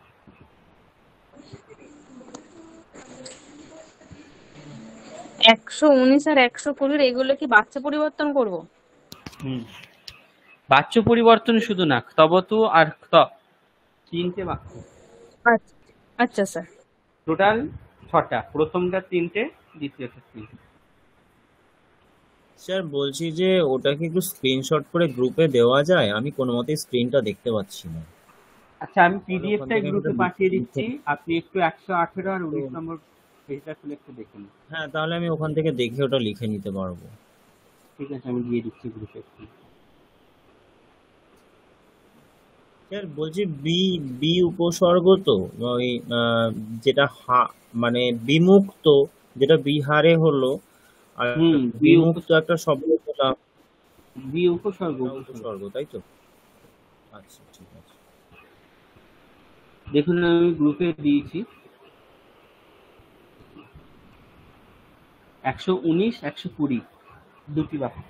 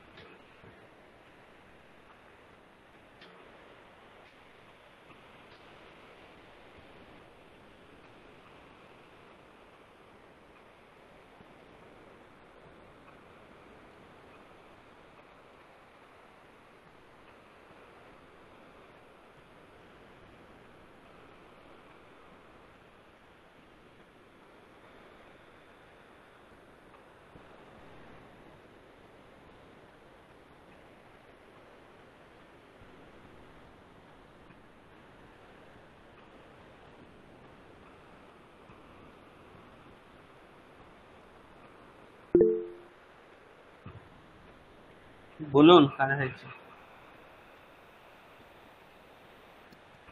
স্যার 119-এর একটু সব মানে বাক্যের অর্থটা একটু মানে ক্লিয়ার নয়, তবু আমি করেছি, হুম। কিন্তু বাক্যের অর্থটা পরিষ্কার করে বুঝতে পারছি না। মানে দেবান, দিব্যান, দেবভোগান, এই কথাটার মানেটা একটু স্যার বলবেন? দিব্যান দেবভোগান মানে হচ্ছে দিব্য যে সমস্ত দেবতাদের হ্যাঁ, ভোগজাত যে সমস্ত দিব্য জিনিস। দিব্য জিনিস। আর দেবভোগান আরে মানে দেবভোগান দেব মানে কি, মানে দিব্য যে দেবতাদের। সমস্ত দেবতাদের ভোগের জিনিসগুলো, ঠিক আছে, আচ্ছা, ভোগা জিনিস। আচ্ছা, সেগুলো। দিবি, দিবি মানে কি, দিবি, দিবি, দিও দিবি মানে মানে হচ্ছে স্বর্গ। দিও শব্দের সপ্তমীর এক বচনে হচ্ছে দিবি। হ্যাঁ, তাহলে দিবি দেবভোগান, হ্যাঁ।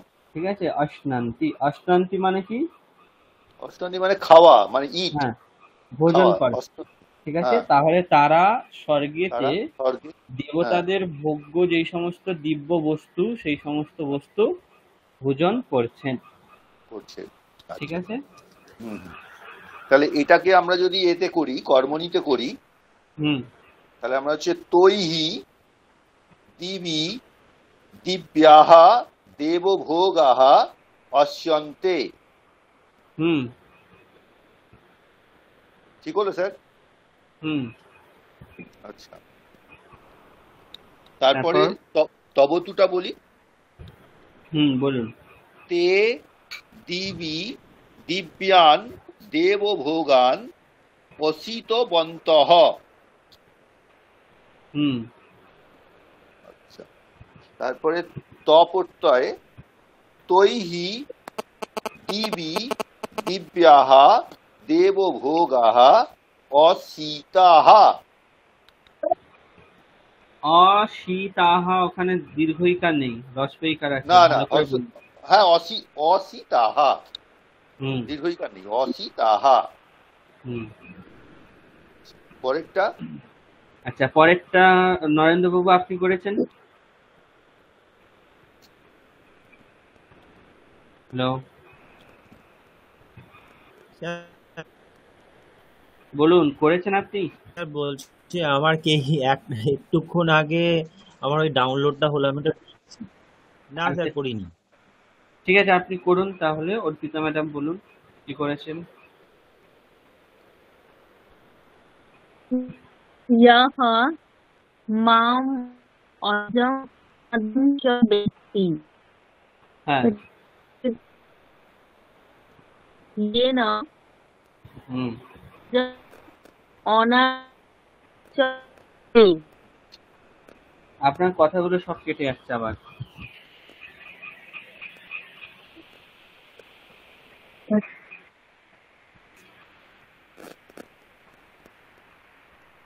স্যার হ্যালো, শোনা যাচ্ছে? হ্যাঁ এখন শোনা যাচ্ছে, বলেন। হ্যালো।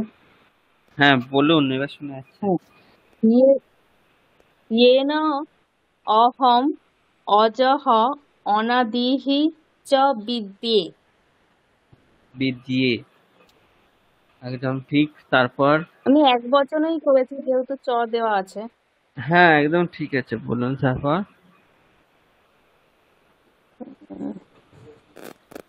তারপর এটাকে ত প্রত্যয় করলে येन अहम् अजः अनादिः च विदितः। হুম। আর এটাকে যদি তবতু প্রত্যয় করি তাহলে ইয়হ মাম অজম অনাদিম চ বিদিতবান। বিদিতবান। আচ্ছা, এবার ধরুন এই বাক্যটিকে আমি এইভাবে বললাম যে সে, ইহার জায়গায় আমি সহা বললাম, সাহা মাম আজম অনাদিঞ্চা, মানে সে আমাকে অজ এবং অনাদি জেনে, ঠিক আছে, চকিত হয়ে গিয়েছিল, জেনে স্যার চকিত আরেকবার হয়ে বলুন কি? সে ও আমাকে, মানে সে সে, আমাকে অজকে হ্যাঁ, এবং সে জেনে চকিত হই। অজ এবং অনাদি আমাকে জেনে চকিত হয়েছিল, হুম ঠিক আছে। সে অজ এবং অনাদি আমাকে জেনে চকিত হয়েছিল। হুম।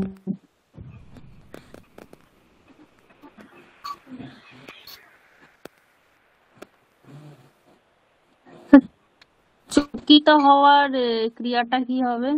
ওই একই। তো হওয়ার ক্রিয়া চকিতঃ অভবৎ বা চকিতঃ, শুধুমাত্র চকিতঃ বললেও হবে, যেহেতু স্বপ্রত্যয় কর্ম এই অতীত কাল অর্থাৎ। আচ্ছা আচ্ছা।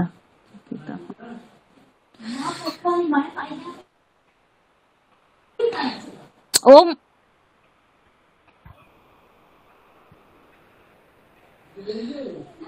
সহ মাম অজম অনাদিম জ্ঞাত্বা চকিতঃ। চকিতঃ।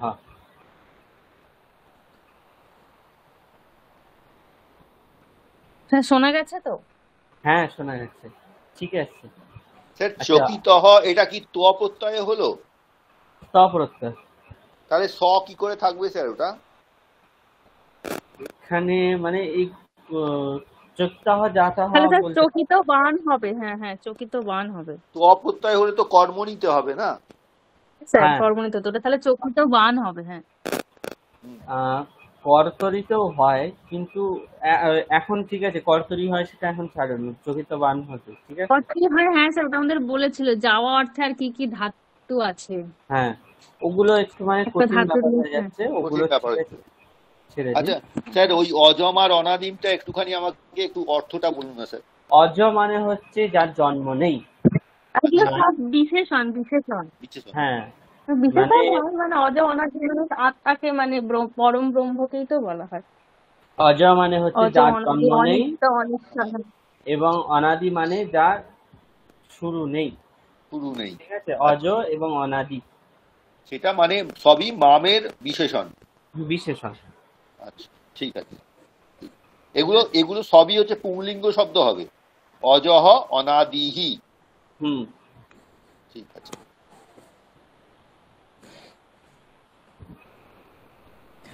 আচ্ছা, এখন হয়েছে আপনার আর নরেন্দ্র বাবু।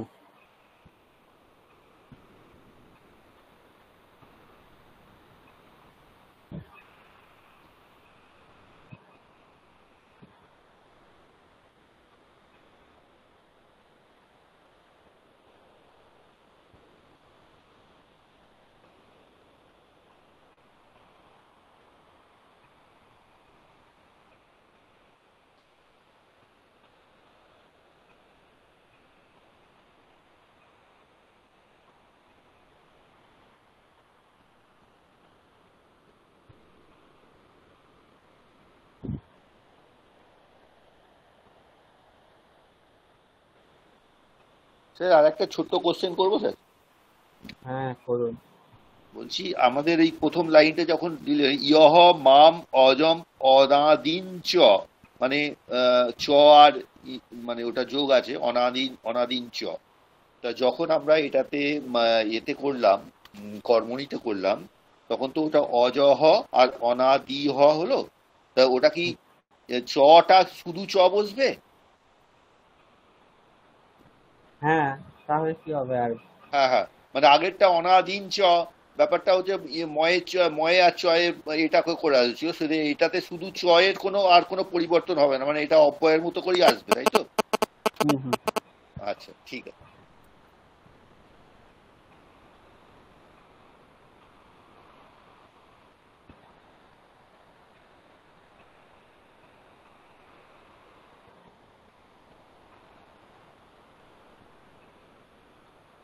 নন্দবাবু, আপনি শুনতে পাচ্ছেন আমার কথা?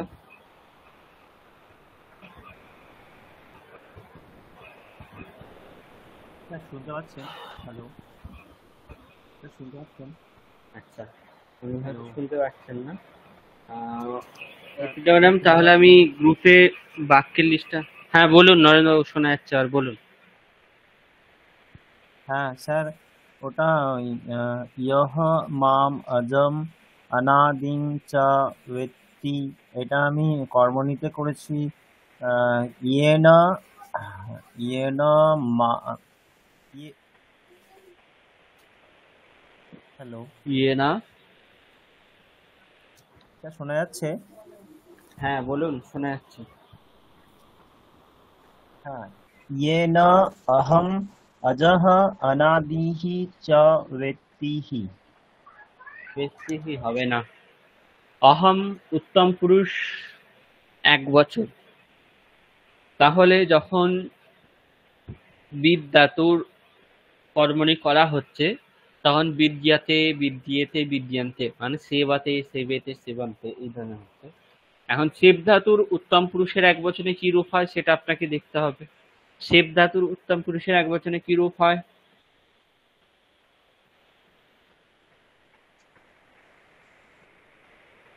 सेव्यते। উত্তম পুরুষ 1 বচন। उत्तम पुरुष एकवचन।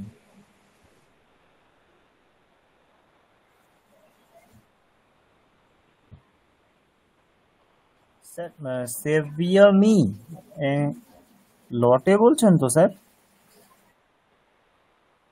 আত্মনেপদ কর্মণিতে যখন হয় আত্মনেপদী হয়ে যায়। তার লট লকার উত্তম পুরুষের 1 বচন। ও সেভিয়ে স্যার, হুম, সেভিয়ে। সে বিয়ে। তাহলে এখানে কি হবে? হ্যাঁ, ও আচ্ছা আচ্ছা। येन अहम अजः अनादिः च वेत्ये वेत्ये। বেদ দিয়ে নয়, বিদ্যাতেই হচ্ছে। তাহলে বেদ দিয়াতে হচ্ছে না তো, বিদ্যাতে হচ্ছে। তাহলে বেদ দিয়ে হবে না বিদ দিয়ে হবে? কি হবে? वेत्ये। আমি এটা বুঝতে পারছি না স্যার। আপনি রূপ কি হচ্ছে দেখুন। মানে বিদ্যাতে হচ্ছে, বেদ দিয়াতে হচ্ছে না কিন্তু কর্মণিতে।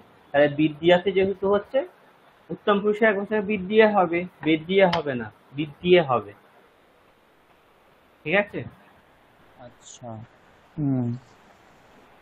আর আপনি ভুলটা বুঝতে পেরেছেন কি? আপনি বেদ দিয়ে বলছেন, বেদ দিয়ে হবে না। কারণ বিদ ধাতুর উত্তম পুরুষের 1 বচনে কর্মণি লট লকারের রূপ হয় বিদ দিয়ে, বেদ দিয়ে হয় না। বুঝতে পেরেছেন? ও, হ্যাঁ वेत्ये। ঠিক আছে।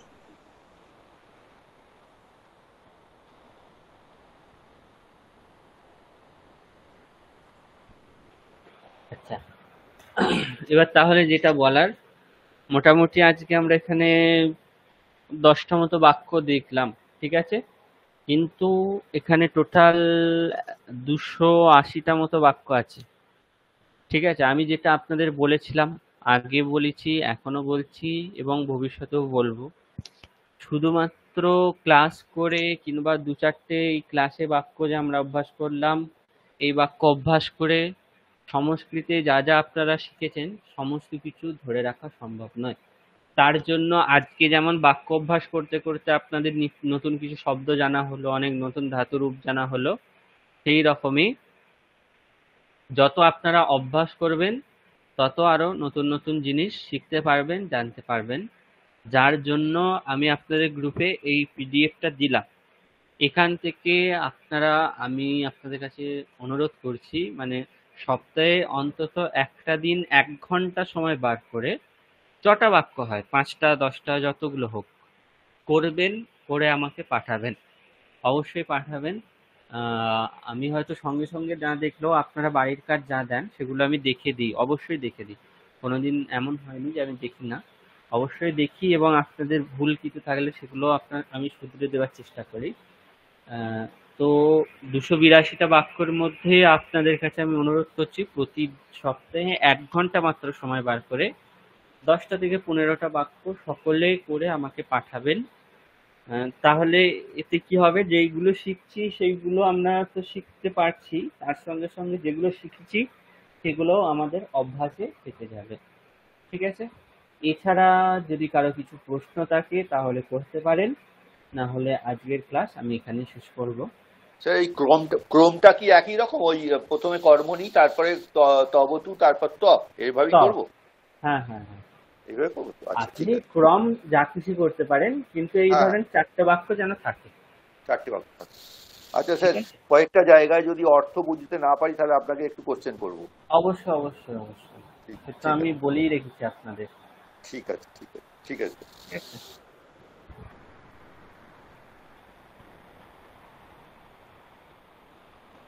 ঠিক আছে, তাহলে প্রশ্ন যদি না করে থেকে থাকে,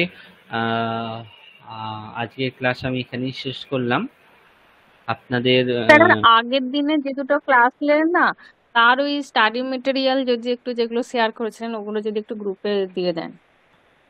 আচ্ছা, হ্যাঁ হ্যাঁ, আচ্ছা ঠিক আছে, আমি ওগুলো দিয়ে দিচ্ছি। আচ্ছা, নরেন্দ্রবাবুর কিছু জিজ্ঞাসা আছে, বলুন। স্যার বলছি যে ওই স্যার শুনতে পাচ্ছেন? হ্যাঁ, শুনতে পাচ্ছি, বলুন। স্যার শুনতে পাচ্ছেন? হ্যাঁ স্যার, বলছি যে ওই আমি তো বেশ কিছু সপ্তাহ ক্লাসে অনুপস্থিত ছিলাম, তো আগে যখন ক্লাস করছিলাম তখন ওই ধাতু নিয়ে একটু বলেছিলাম যে 10টা রূপ যদি এক জায়গায় ওই ছক আকারে একটু দেওয়া যায়, ওটা কি দেওয়া হয়েছে? আমি তো গ্রুপে কই দেখতে ওটা পাইনি, দেওয়া ওটা কি হয়নি। তৈরি করা হয়নি? আসলে ধাতু নিয়ে ক্লাস একটা হওয়ার কথা আছে, এখনো হয়নি। ঠিক আছে, ওটা হবে, আমি আচ্ছা বলে রেখেছি, মানে অবশ্যই আপনাদের একটা ক্লাস করবো। আর দেওয়াও হয়নি। আচ্ছা, হ্যাঁ না ঠিক আছে স্যার, আপনার তো শরীর খারাপ ছিল, হ্যাঁ ঠিক হুম আছে, হুম, আপনি সময় করে দেবেন, হ্যাঁ একটু ছক আকারে করে দিলে স্যার একটু ভালো হতো। ঠিক আছে। আর অর্পিতা ম্যাম, আপনার ধাতুর লিস্টটাও আমি দেখবো, যেই দিন ওই ধাতুর ক্লাসটা নেবো সেদিন আমি দেখবো আরো ভালো। ঠিক আছে, ঠিক আছে, তাহলে আজকের ক্লাস তাহলে আমি এখানেই শেষ করলাম। অসংখ্য শুভরাত্রি। অসংখ্য ধন্যবাদ সকলকে। নমস্কার।